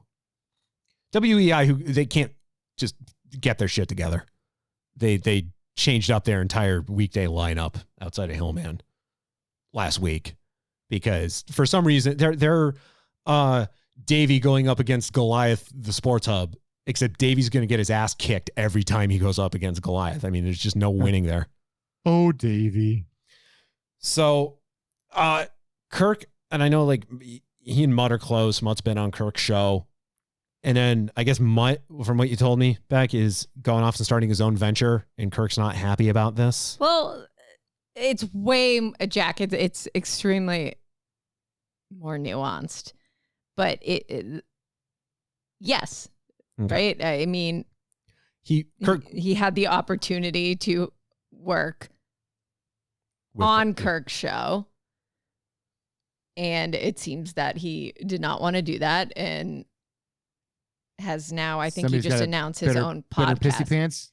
But Kirk is very extreme about his feelings, I guess. Yes. I mean, a lot of it feels like performance art. But the point that I was trying to make using all of this as an example, though, is sorry, you're probably gonna have to cut out that because I've been thinking, what have I been upset about? But so the thing, I don't know if you mentioned, is that Mutt was offered a producer's role, right? Or Kirk like wanted Mutt to take the producer Kirk role? is looking for a new producer because his latest one left, and he's been going through a rotation of producers. And it sounds like if the problem is him. Well, yes, it is. Becky she told me like last year because they were doing this big producer search, and she's like, "You should go for this." Well, yeah. And I'm like, "Oh, I'll consider it." And she's like, "No, don't actually go for it. You'll hate yourself. You'll hate your life. You'll hate everybody around you." The bit about the producer, I have to admit, I listen. It captivates me, and a lot of it I get frustrated with, but it's something I just can't look away from. I really don't know how to defend. Yeah, I've been since he started. There I am watching. Well, he's the same. Him just being unhinged and mad at people, but it's not that serious at the same time. I don't know what to make of it. It's just this little world, and yes, it's on Barstool, right? I was just telling Jack, though, it would seem to be the latest because I filled him in on the producer search throughout the year. It's happening again. And I hadn't caught up on what exactly happened with Mutt yet. But it just got me. I started to tell Jack the story, and I was just kind of reading it in live time as I was telling him. And every time I bring Kirk up, though, he goes and I think I'm frustrated because you play the same clip, but please don't. Of Fred? Yes. And I feel... That's not funny. I don't think you hear what I'm saying. You don't get the point that I'm making when I use Kirk as examples for things, you start defending your favorite radio show in a way that I get confused by. I'm just amused by, there's a clip on YouTube of Fred Toucher, and it's from like 2018. It's when Kirk was still on WEI. And there's a point in time where Kirk and at the time Jerry Callahan were like neck and neck in the ratings with Toucher and Rich in the mornings in this, in Boston radio. It was a big deal at that time. But then Kirk, like they I think beat them at one point in the ratings, but then they started to backslide and they never recovered from it. Kirk started to lose his mind about it. And then Fred one day, and this was also around the time that CBS Radio was dissolving because Entercom, now Odyssey, purchased them. So now Fred and Kirk are now working temporarily for the same company before the Sports Hub got divested to Beasley. So Fred just went off one day, just an entire 10-minute segment just going off on Kirk, but never addressing him by name, but just talking about how their ratings are in the toilet. Nobody in the industry likes Kirk, and he's going to be out of a job before the end of the year. And that's exactly what happened. And then Fred he correctly predicts that, but then he also correctly predicts that Kirk could take his efforts to Barstool and try his luck there. Well, he did. He went to Barstool. He's doing fine. He is doing fine. Yeah, and I just think that clip is hilarious because it's just Fred in Fred form. It's just a classic Fred rant, but I always think of when you bring up Kirk, I always think back to Fred just going off on him, and he had 2 accurate predictions. I'm not sliding Kirk for it. Yeah, it's just, no. That's my point. Is I never because I take forever to get my point across.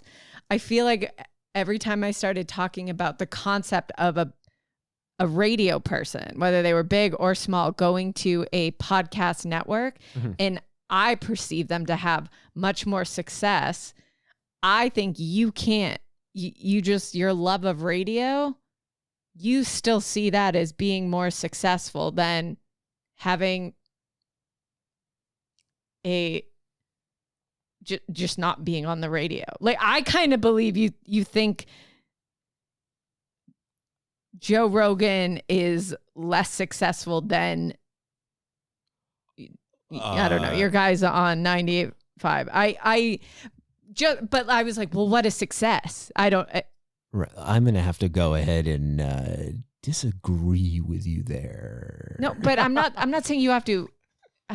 I'm using just someone who has a huge platform on a non-conventional. No, radio. I'm not going to disagree. I'm not going to disagree that Rogan is he's incredibly successful. I think he's a donkey, but I know, but I don't care. Insert those two things both can be true. Insert name. It doesn't have to be him. I'm not. So that you get wrapped up in like the example that I choose when I'm trying to. I get wrapped up in Fred specifically. I'll tell you why. Because and I firmly believe this, not just as a fan of his, but just having worked in the business and in just seeing where it is now, and in listening to other radio shows around the country. Okay, because Kevin and Bean are gone. They were around for 30 years. They're gone. Their replacements, Klein and Alley, it's so manufactured. It's so corporate. Now, this is just an example. I'm using K-Rock in Los Angeles as an example. Use example. Fred, in my opinion, in that show, and I'm not saying this because I got name dropped full name last week on their program, or a couple of weeks ago, whenever it was, David Lee Roth. But when their show ends, when they're gone, I firmly believe that is the last remnant of an era in radio that you will never have again. You will never have a show like that again. You'll never have someone like Fred again, who, and I'm advertisers and their rating success, being able to just be so open and direct about stuff and not have to worry about that corporate interference of saying, no, we have to homogenize everything. Obviously, the leash is a lot shorter now in 2024 than it was in 2006, but everything else is just so cookie cutter and bland and not interesting. And they're the last ones to really just do it, at least for me, the kind of thing that I both enjoy and am ripping off with this platform. Once it's gone, it's gone. So that's why, if I'm like, gatekeeping or whatever, defending him. Yeah, but none of this, my point has never been a shot at it. It's literally, I was just like comparing old media to new media and trying to measure what is success and comparing the two. And it's hard to compare them. And I guess. Yeah. But you. Again, But I know your love of it, and I'm just like, take feelings out of it. Well, I'm also going to argue too, when we're discussing this, it was just not good timing. I did have thoughts that I wanted to say for this. And the first being, now that I've been thinking about it, yeah, obviously podcasts are going to have a infinite reach compared to let's say the geofence of a radio frequency, right? So if you're pulling in 20 shares, that's a 20 share within your shares. I don't know how to measure that. It's a percentage of the radio. Yeah, but what's the? Can you translate that to a number of actively listen in the broadcast zone? Yeah, which depending upon the area, if you're in the top 10 market, is millions of people. If you're top 250 market, it's like hundreds of thousands, maybe. Yeah, and it's the demographic too. So males 25 to 49, that's what they're targeting. But that number to her is still amorphous. That's the thing. She needs more concrete stats. Yeah. Yeah, but I'm also like, you can know downloads. Downloads are downloads. Listens are listens. Mm-hmm. But it seems to me than 20 share. And I'm not necessarily fighting one way or the other. It was more talking it out loud to I don't know, figure out the truth, I guess. But I'm like, you can passively have a radio on. It doesn't mean you have a listener engaged, where I do feel like, and that's the same. You could just one day download someone's podcast and never listen to it again. I mean, I'm just like, is that, granted, right? Because they're on the radio, you're not going to see that listen. You can go to someone's YouTube page and compare, their video stream. Yeah. But you have to count all the media that you're consuming it on. I get it. But engagement, anybody that's on traditional radio, I don't know. I don't follow it like you do. I don't follow it at all. In fact, to me, it's dead. it's incredibly dead. No, I know it is, but you can still have, your few that are just still so big. They have no followers, no engagement. So but like success means different. I don't know. When I see a radio guy laugh at a guy who's getting 1 million views on YouTube every time, for 3 shows a week, I'm like, I think he's doing quite better than you. Radio people are also going to be incredibly defensive of podcasting and content creation and YouTube which streaming. Is weird, why I think it's strange. Because you're doing this. I see. Here's the thing. You said it before I could. I seem to be coming across as defensive. You always. It's not just tonight, Jack. I think I was frustrated tonight because I brought up Kurt quite a bit because I've been entertained quite a bit. So when there's are you not entertained? I know I stifled the conversation earlier, and I'm sorry to cut you off. I had I've been thinking of like a follow-up, and it was the next point I wanted to bring up. I just wanted to finish the work I was doing. Can I bring the point up? You were talking about Mutt leaving a platform that he could be incredibly successful on, even by association, and going off and doing his own thing. And this is someone who left the radio business and is likely not going to get back into it because he is trying this venture out, and he very well could have more success with it. But it's at crossroads of, okay, I'm Mike Manansky. I am a program host. I want to be a host. I want to go and host my own program. And if I'm getting a deal to do it at some network, some other platform, I'm going to take that. And I think what you were asking was earlier was, should he do that and risk it, or should he stay with Kirk, work with him even like as a producer, and then become famous like Cullinane did, because you brought up Cullinane. You said that Cullinane's got like a massive following now, and it's largely because of Kirk and his presence on Kirk's show.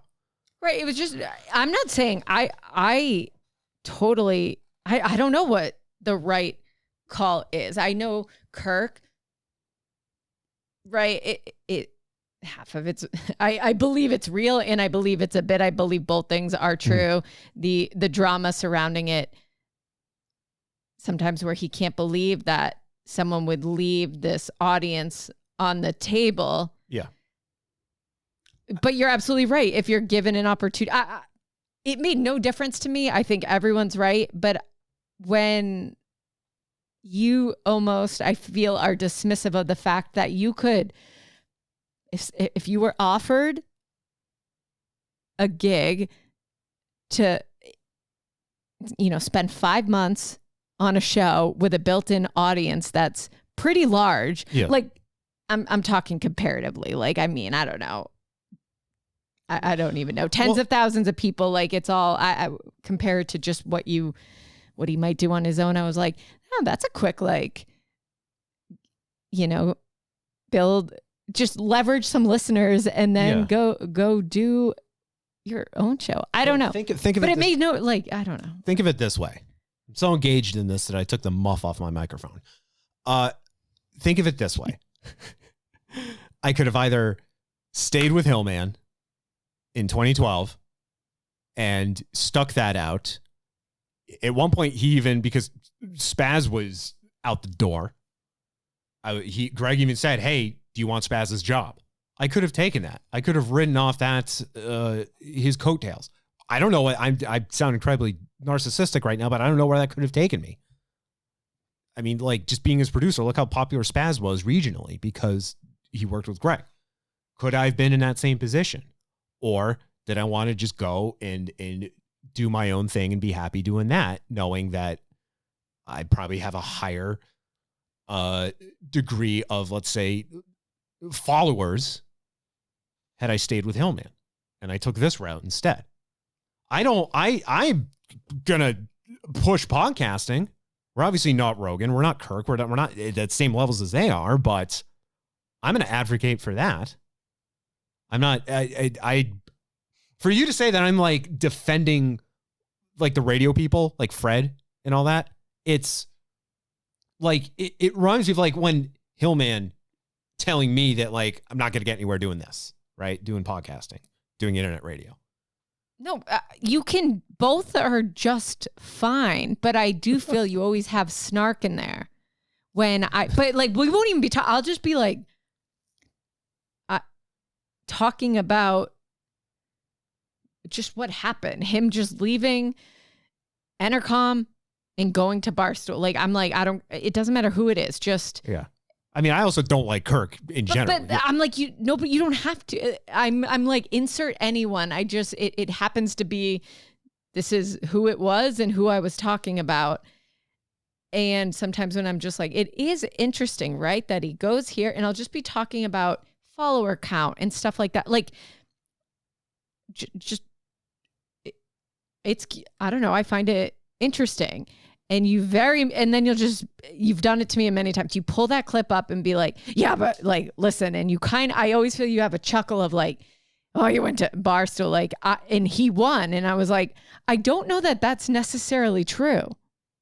I'm not saying he won. I just think it's comical that he made two predictions. But the perception of Becky is that what you're saying, regardless of what you are saying. It's perception. That's how she's perceiving you. But that is when I'm like, what does this quote have to do with anything?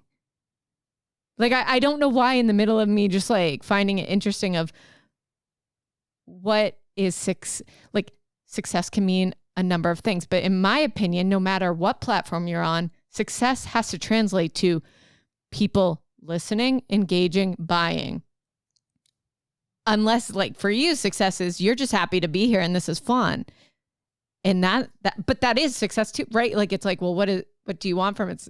And so I look at it, I'm like, I actually think they're probably making more money doing what they're doing now. So in my opinion, he's more successful, but you slam dunk it. I don't know. You do it a lot but you tend to do it when you don't like the people that I'm talking about. And I was like, I'm not telling you to like them. Well, who else besides Kirk? Rogan? Oh no, but no, because that wouldn't apply. You know, I guess it's been different iterations of Kirk. Yeah. Just because he's the only one that I only listened because when he started this podcast, he had a lot of the intercom drama that he would just talk about, and I was like, I'm nosy. Yeah. This just goes back to I just never liked Kirk. But that's okay. That's where I feel you're like, oh, you want to claim him not successful in the middle of me just being like, I'm just talking about the concept of just somebody leaving radio and going to a podcast network, and there's different options. You can completely fail. You could I'm good. I think that's what they should do. Like I guess I'm sorry if it's coming across as I'm dismissive of it. But that's what broadcasters should do now, because the medium broadcast radio is dead and it's not getting any better. So go podcast. Be successful doing it. If you're successful, I know that's what I'm. Mike, you're laughing. You've been, yeah, but because this is supposed to be a wrap up a half hour, and you guys are just going at each other. You're talking, and you're both going in the same direction. Yeah, but opposite sides of a circle, so you're never going to meet each other, and it's just back and forth, and it's just kind of hilarious. I'm like, yeah, you guys are talking at each other right now, not to each other, and it's amusing. And it's like I have no skin in the game. I literally couldn't give less of a shit. All right? I think that I was like, I don't give a shit what Mutt does either. I was like, that literally wasn't. But I understand where Becky's coming from, where it sounds like Jack is being defensive, whether he is or not. It's the sounding like he's being defensive or being reactionary, like an abused dog, like he has an automatic reaction that he can't completely get rid of even though he's with a new family, like I feel like that's where it's at. If I talk about anybody radio, if there's a Boston radio person or just a podcast now, right? I do feel you just have to whip up something that what's his face said as a like Duncan. I'm like, okay. And then I just proceed with whatever point I was telling you, because none of it has to do with comparing success. I find it fun. I just find it funny what people are doing to make money after they leave radio. And that was all. I'm not comparing anybody. And sometimes when you do that though, I feel like I'm like, do you get what I'm saying? I don't expect you to get what I'm saying now, because I wasn't prepared to like litigate this here, but defend your position. Yes. And I'm still like, why am I mad? But I am like, this is the 15th time you've played me this clip when I'm just telling you a story about a podcast I was listening to. I mean, have you met me? Have you listened to this show? I like playing the clips because they're funny to me. Can you take out that if you don't like someone and I just happen to use them as an example, just take the emotion out, because I'm just trying to make a point, and that happens to be the person that I'm using for whatever point. Yes, Mike. If I'm trying to make you like something. This is going to go beyond the podcast. Poppin' and poppin' and poppin', baby. With the boss bed for the top of the pop, smash gold with the timely tunes for those with a textured taste. Shut up, Dave. No time to waste. All right. Well, because I'm feeling like I can only tell you stories using the like 4 people you're obsessed with. I'm like, all right, well, Homer Simpson, and I'll insert story. I'm like, does that help? Homer Simpson is, trying to change. I'm like, what do you want from me? Like, just no one's telling you to listen or love him. You're okay. So you're. All right. Follow the bouncing ball, Jack. Let's do this. Come on. I get it. It's perception. I'm playing it because I just think it's funny. I'm not playing it to prove a point to really even contribute to the conversation. But it always then goes to, well, do you want to actually compare it with who might be doing better? I don't know, but then I start to have that conversation because you brought it up, And then you get mad like I'm saying, no, I like my guy better. And the thing is I really don't know any of them that well. I just like listening to inside drama of people that I once knew. Sometimes I find that fun. That's all I'm trying to do. Somebody that I used to know. Well, you send me clips from Kirk's show all the time, and I listen to them. Occasionally, there are things that I'm like, this. No, usually when I send it to you, right? It has to do with something like we were just talking about, and it's funny that someone just talked about it. Yeah, I'm not immediately dunking on it saying I can't listen to this because it's Kirk. Oh, I know, but I will say, I bet if I sent you a clip, you've responded with. I'll probably have the same clip in my phone of you responding with it. Sure, I know I have. Yeah. And I'm like, okay, he won. Right. Sick. All right. Well, you want to talk about perception? I thought this whole thing was to just bring back full circle. I mean, maybe I guess that's what happened. But me perceiving you being pissed at me earlier is because I know you wanted to talk about just this subject in general, which I did too. Just I couldn't do it then. And that's why I thought you were pissed. Well, she's pissed now. Yeah. I do want to talk about it. I have thoughts about it. And I've gotten my thoughts out about it. Yeah. Like this, I on my end, I have accomplished what I set out to do. Me too. I have nothing more to give to it. The only thing I was just trying to say is what actually objectively would have been the smarter career choice if for just money, for just making money. Yeah. It's like do something maybe that you're like, I really want to do this for a short term to give, I don't know. Cause I just think it's well, Mike, like a short-term bigger amount of money versus a long-term. Yeah. Just a bump. Even if you could just find it, Jack, if someone offered you a way to have exposure to 10,000 people on the regular, and you're like, no, I'm just going to go do my own thing. I mean, some people are just happy doing that. Totally. 100%. And I'd probably do that. And we had that. Yeah, because Jack's a contrarian.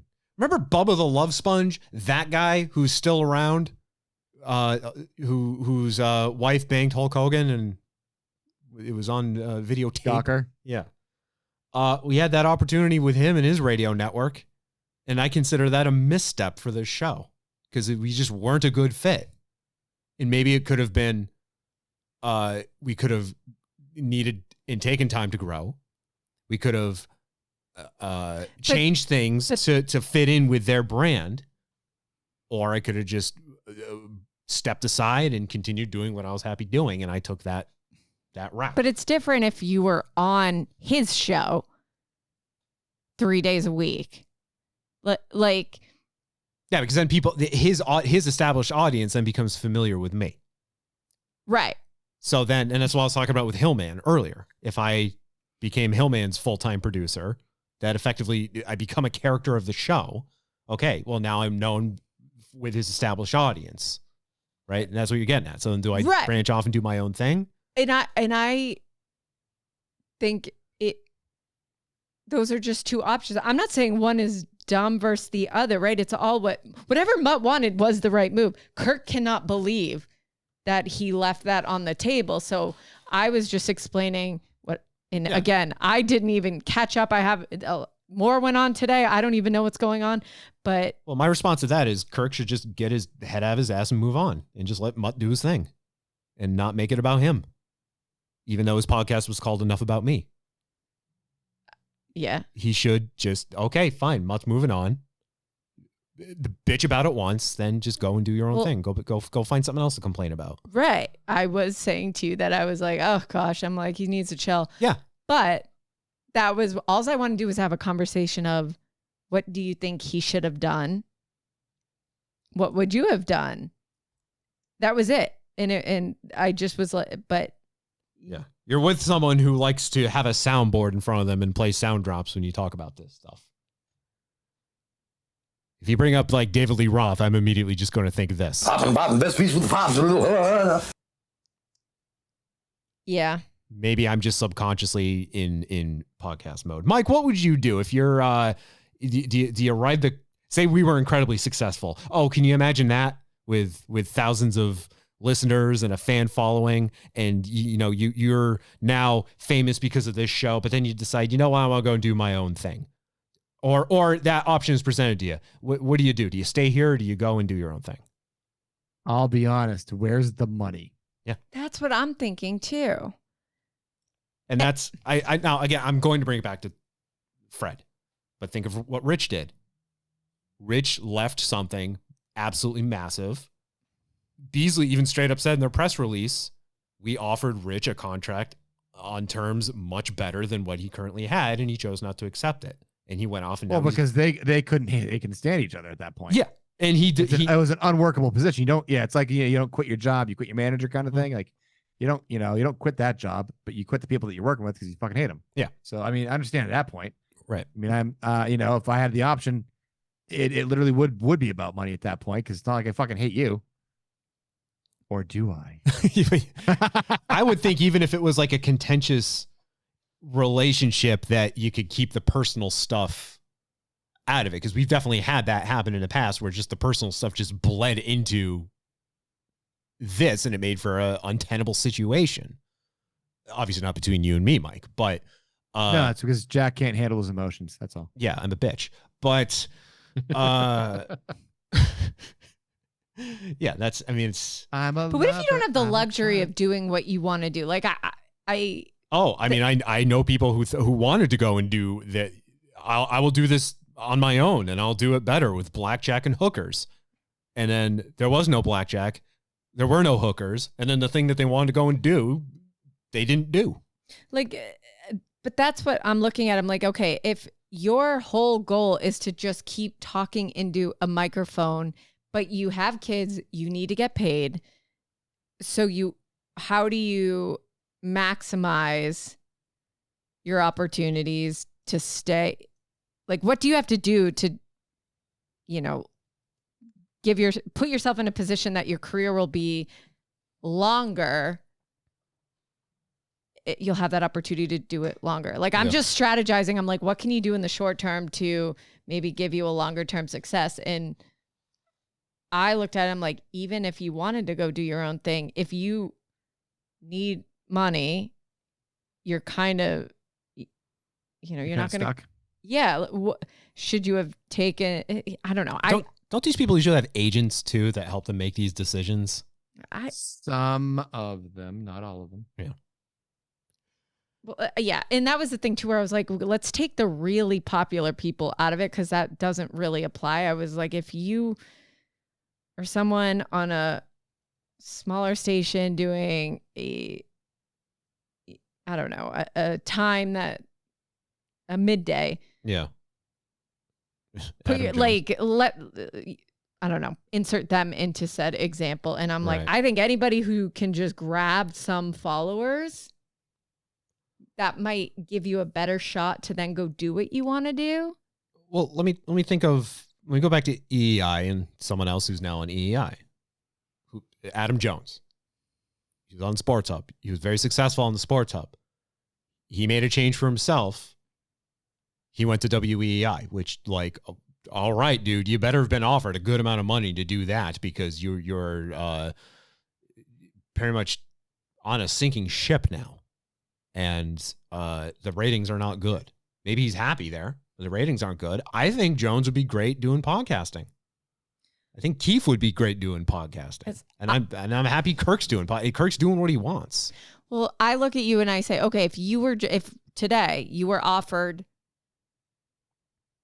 a, I don't know, podcast with built-in audio, like, just pretend it's yours. If you were offered on some big, I know it's hard. I want to use Barstool as an example because it's easy, though I know you're like, no, I want nothing to do with that. So, like, I'm like, can you just take that out of it?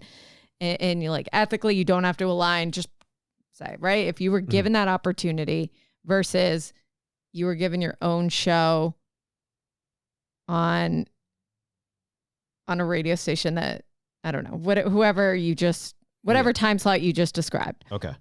What would you choose? I would choose the thing that allows me creative freedom, that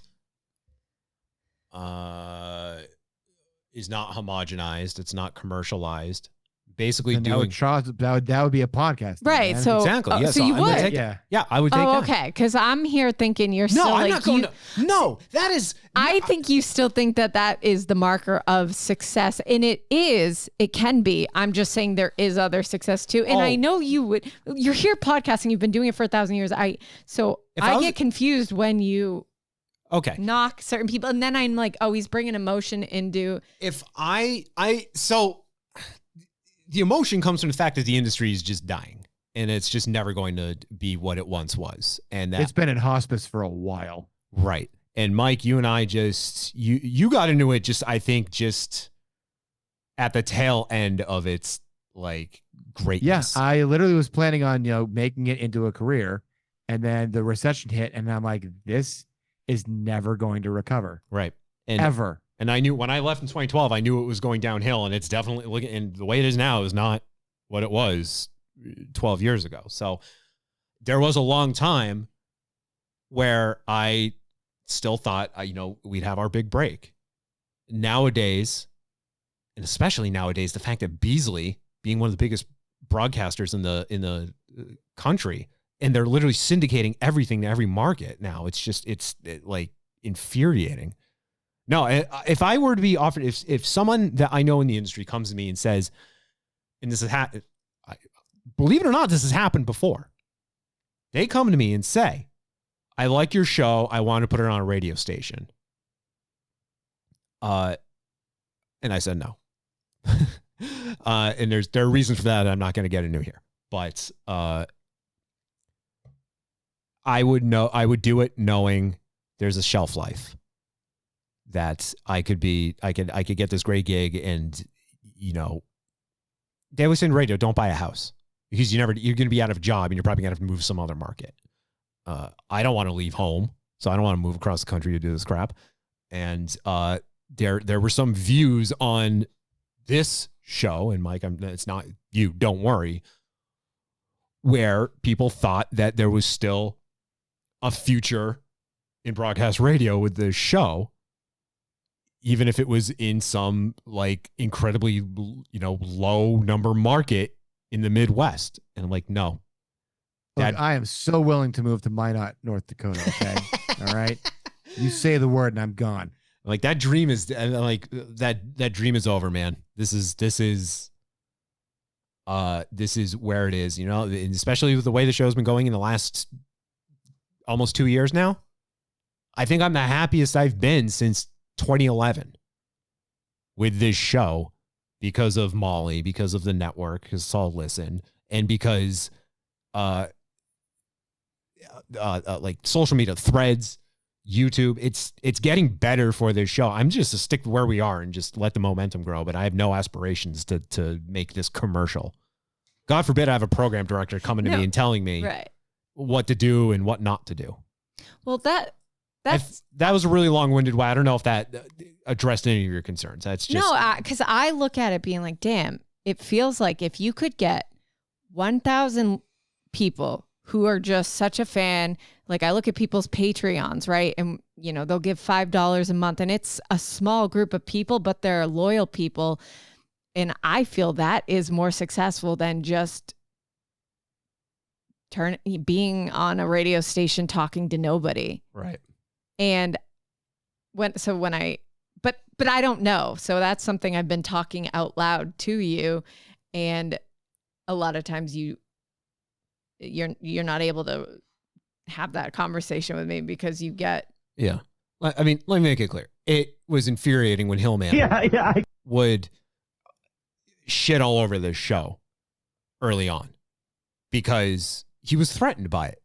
He didn't understand it. He knew that this. He probably didn't feel threatened by it. He probably thought you were literally just an idiot. Well, I mean, that goes without saying. But he also thought this whole... Jack is an idiot, but that's beside the point.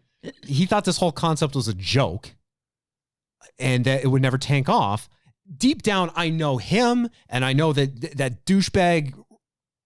I'm not gonna say his name. I almost did. I stopped myself. Mike, you know who I'm talking about. That piece of crap. Oh, I pray for a heart attack to happen.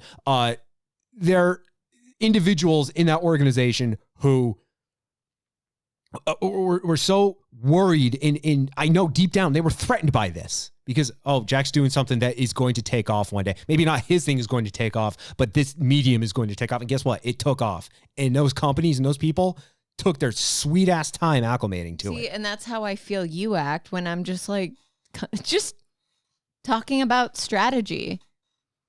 I like to just gossip about people and what they're doing and be like, okay, I could see them do this. Might be a good route to take, or this. Like, I'm just truly just kind of just talking.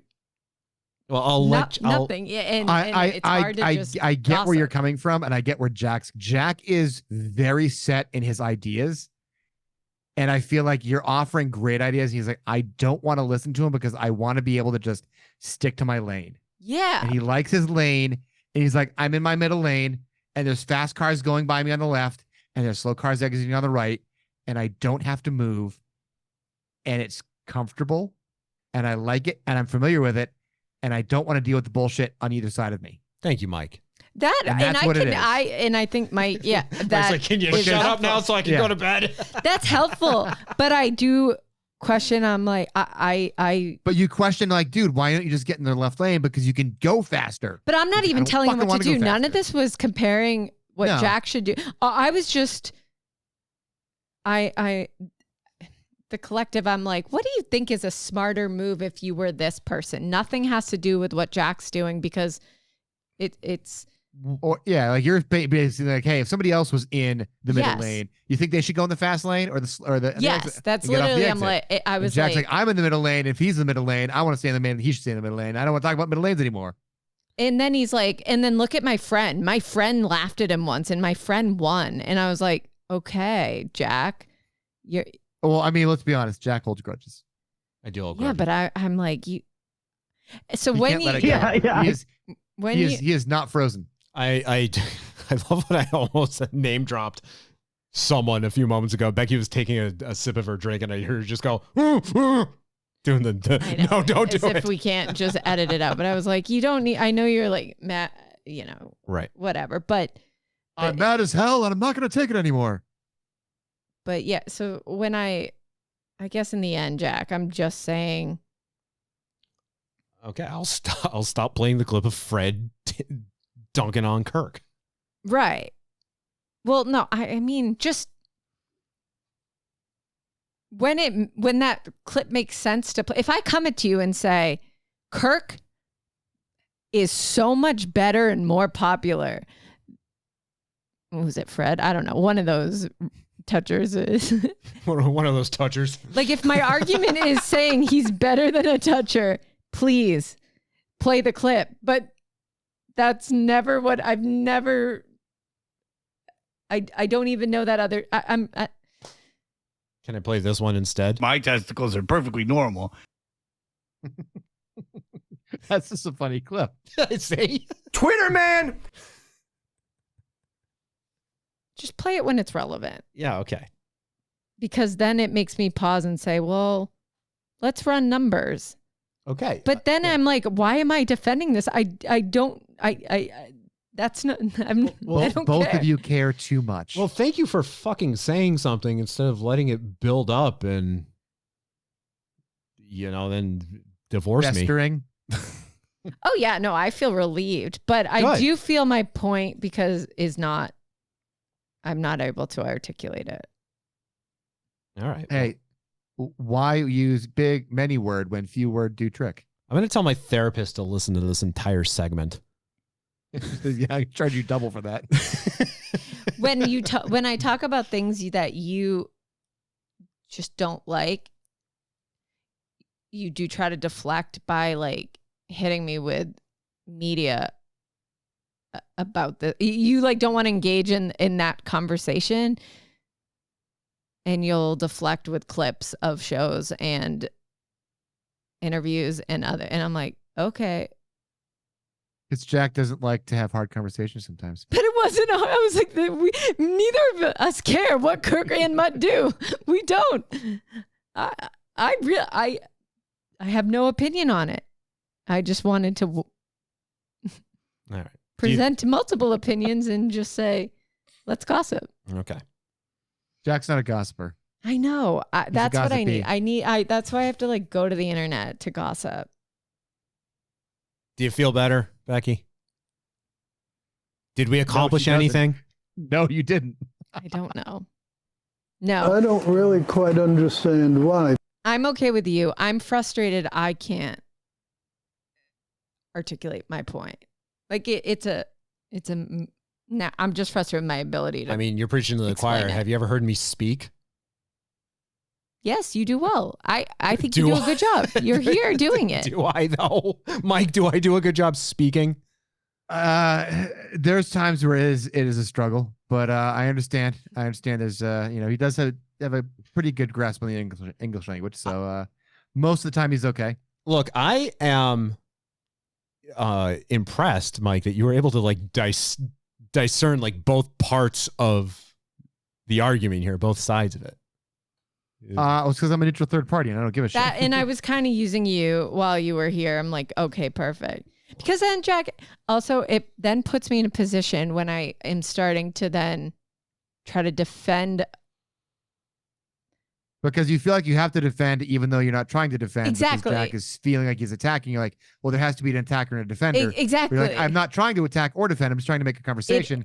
And I want you to make a conversation with me. Yes. That is a neutral conversation. Yes, that is. Okay, thank you. That is it. Because then I'm sitting here defending Barstool and I was like, that's not what I wanted to do, but I have to do it to make my point that isn't related to Barstool specifically, but you're trying to make something familiar so that you can make a metaphor that Jack will understand. And then next thing I know, I'm defending people and companies and like politicians I don't like just to make the point. Let get my wallet out. There you go. Okay, you're lucky I have insurance. I'm not a doctor, but I'll take a look. All right. Okay. No, okay. I feel you understood it. All right. I actually feel better feeling seen by that. Thank you. You feel seen. Right. You spoke your truth, and I understand. Okay. I feel like I'm not an alien and can't speak English. Just you being able to repeat that back to me. So, okay. Thank you. Good. Thank you, Mike. And I'm going to play this for myself, not for you and not for Mike. Sorry. Okay. That needed to happen. I'm good now. I'm playing this for myself. Just stop talking, you moron! We are cutting this whole. No, just kidding. Fuck you. This is staying in the entire segment. This is what. There's going to be people listening and be like, this is what I've wanted to hear from the show in a long time. There's going to be one hell of a preface on this. Yeah, there was a clip right here. Like, hey guys, we were going to end this show an hour ago, but then we got into a therapy session. Should this be a Patreon segment? Might as well try. Hey, you want to talk about like me entertaining ideas? You introduced Molly to me. Look where we are. Oh, is that Molly a person or is Molly the drug you're talking about right now? I'm confused. It's a little bit of both. A little bit of both. I got him hooked on both. A little from column A, a little from column B. All right. We can talk about it, Jack. Okay. In therapy. Wait, what the fuck have we been doing for the last 2 hours? All right. Sorry. Well, Rebecca, thank you. No, guys. Thank you. This was great. Good. Mike, thank you. Thank you for being the arbiter and the third party. You're welcome. And for being here. I take Venmo. I imagine. I was gonna say we'll send you payment. I imagine this still had to have been better than taking your kids to the dentist. Oh no, I love a dental story. Oh no. Somebody doesn't like the dentist. You ever taken a 7-year-old to the dentist? Somebody has cavities. Well, I can. Becky's got so many that just taking her teeth away. I got mine pulled. I got my retainer today. Wear your retainers. Make sure they wear them because there I am, 34, getting a new one. Yeah. No, they wanted to do he was fine until they wanted to do a panoramic x-ray because they wanted to see if his teeth were coming in sideways. Yeah. Because his teeth are crowded. And then at that point, he freaked out about the Oh, machine, no. The x-ray. Because that stinks because it's the least scary part. Exactly. It's like, you all just you're going to don't do is know. stand there. Yeah. And he goes, nope. Kids. Like, we're talking like horror movie-esque freak out. Oh, Oh, no. Jesus. Yeah. You know what, though? Don't they have something for that? Can you give a laughing gas? And he would not take the laughing gas. Interesting. Interesting. Wow. So how are you going to deal with this? Try again 6 months. We will try other options and up and into including a sucker punch, so he's knocked out. Okay. I refuse to pay for another anesthesiologist to knock him out for $1,500. Oh, so sad. Yeah, because that's never covered by insurance. Can humans take gabapentin? Yeah, well, they can, Jack. We know that, but I don't know that it will be as effective as it is for adults. You might need to take larger quantities. Children and adults take medicine differently. So yeah, okay. Well, look, I gave one to Cooper today, and that kid has been just on cloud 9 all day. I told him to play dead, and he said, "No, man, play Floyd." I do wonder though. I want to know what you end up having to do because, at what point is it just like, well, we can't do this? I don't know. At some point when his teeth start hurting, he'll fucking, I just really want him to go to the dentist and get them taken care of. And that's going to be my new platform because I am so over my teeth. It sucks. Look, I know this is sort of counterintuitive, Becky, to everything that you just ranted about for the last hour. But Mike, I sent it to you last night. That clip from The Simpsons, the big book of British smiles. Yeah, I saw it. Yeah. I'm done. Show that to Nick and be like, do you want me to come and have a talk and I'll show him that I have like no teeth in the back and, just. No, because they've inherited Sarah's teeth. So they are aware of what's going to happen. She had to get, she's got an implant already. So. Oh, she did get in her back molar. Yeah, one of her back. Yeah, I might have to have a chat. Okay. Oh yeah. Yeah. I've had one filling in my entire life. Oh my God. Yeah, you're like me. I've only had a couple. And maybe 2. The fact that I can't even remember and it's been that long and she's got like 13, 14 fillings. And it's just genetics. Because I looked at Jack, I said, why? I do pretty well. I clean myself. Why is this happening? Clean myself. And you still smell I funky. take my monthly bath. like I do feel, why is this happening every time I go? There's like, we found another cavity. Yeah, they're like, we found 3 again. I'm like, how? When I remember being in the 3rd grade and just being petrified of cavities, and I didn't get my first one until I think I was 15. But there was a kid, I distinctly remember this in the 3rd grade. This kid who was like gloating about how he'd already had 10 cavities in his life. I'm like, bro, you're 8. You're 8 years old. What the fuck are you doing? What are you wrong thing to brag about, buddy? Jesus. My friend's kid kept falling asleep with a lollipop in his mouth, and it just thing sitting on his teeth, it just destroyed them. You see how much soda I drink. That's why I always I'm glad you don't have any cavities, but I am like, damn, it really, you can sit and drink soda all day. You're perfectly fine. It's not that I eat great. You look at a piece of candy and you're right. like, I just got another cavity. Yes. And not only that, they're like, you actually need it removed. It's beyond repair. And it goes from 0 to 60. Take care of your teeth, kids. Even if you're just... You only get one set. Yeah. I don't know if... I chew a lot of gum, too, and it's a lot of like the Trident But sugar-free gum chewing isn't bad. That's pretty... In fact, so they say. Yeah. That could 4 be to 5 doctors agree. Right? Yeah. And I brush my teeth. You know what I get? Oh, Mike, I'm sorry. We didn't get the Market Basket thing. Anniversary of what? The Brothers?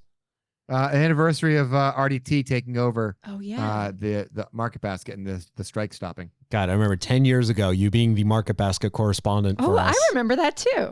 You'd stop at Market Basket before every episode to let me know. I remember that. What the shelves looked like and what the freezers looked like, what they were stocking in them because the stores weren't getting stocked. Oh yeah. But at Market Basket, I hate mouthwash, and I have like too much. My kids love the Act Kids watermelon mouthwash. So does Jack. Well, here's the thing. I'm like, I'm gonna feel like so dumb drinking out of the Act bottle. Market Basket has a just generic store label bubblegum flavored. Adult bubblegum. Yeah, but it's in just a standard bottle and it's got just the Market Basket logo on it. I'm like, I will drink all that you got. I love it too. Yeah. I sneak in and I take your mouthwash. I've never finished a bottle of mouthwash before. No, it's delicious. I would swallow this stuff if I it didn't kill me. wanted to. I know. I was like, I want to drink this. Okay. All right. Becky, try to find Toragem Biopharma. They are developing a drug to attempt to have the ability for humans to grow another set of teeth. Ooh. What? There you go. Yes. Should I go into a trial? They are scheduling human trials in September of 2024. My vagina just grows teeth. Vagina dentata. I saw something on Reddit. Someone had a tumor removed and it had teeth. Teeth. Oh yeah. Yeah. I mean, teeth. Yeah, that's weird. Yeah. That's when teeth grow where they're not supposed to. That just fucking. So look on Becky's face right now. I wish you were on camera. I'm excited. All right. Yeah. Again, Mike, thank you. I'll need full body braces. All right. For the rest of you, thank you for listening. Thank you for listening to all of that. We will talk at you next time. Say goodbye, Rebecca. Goodbye, Rebecca. Goodbye.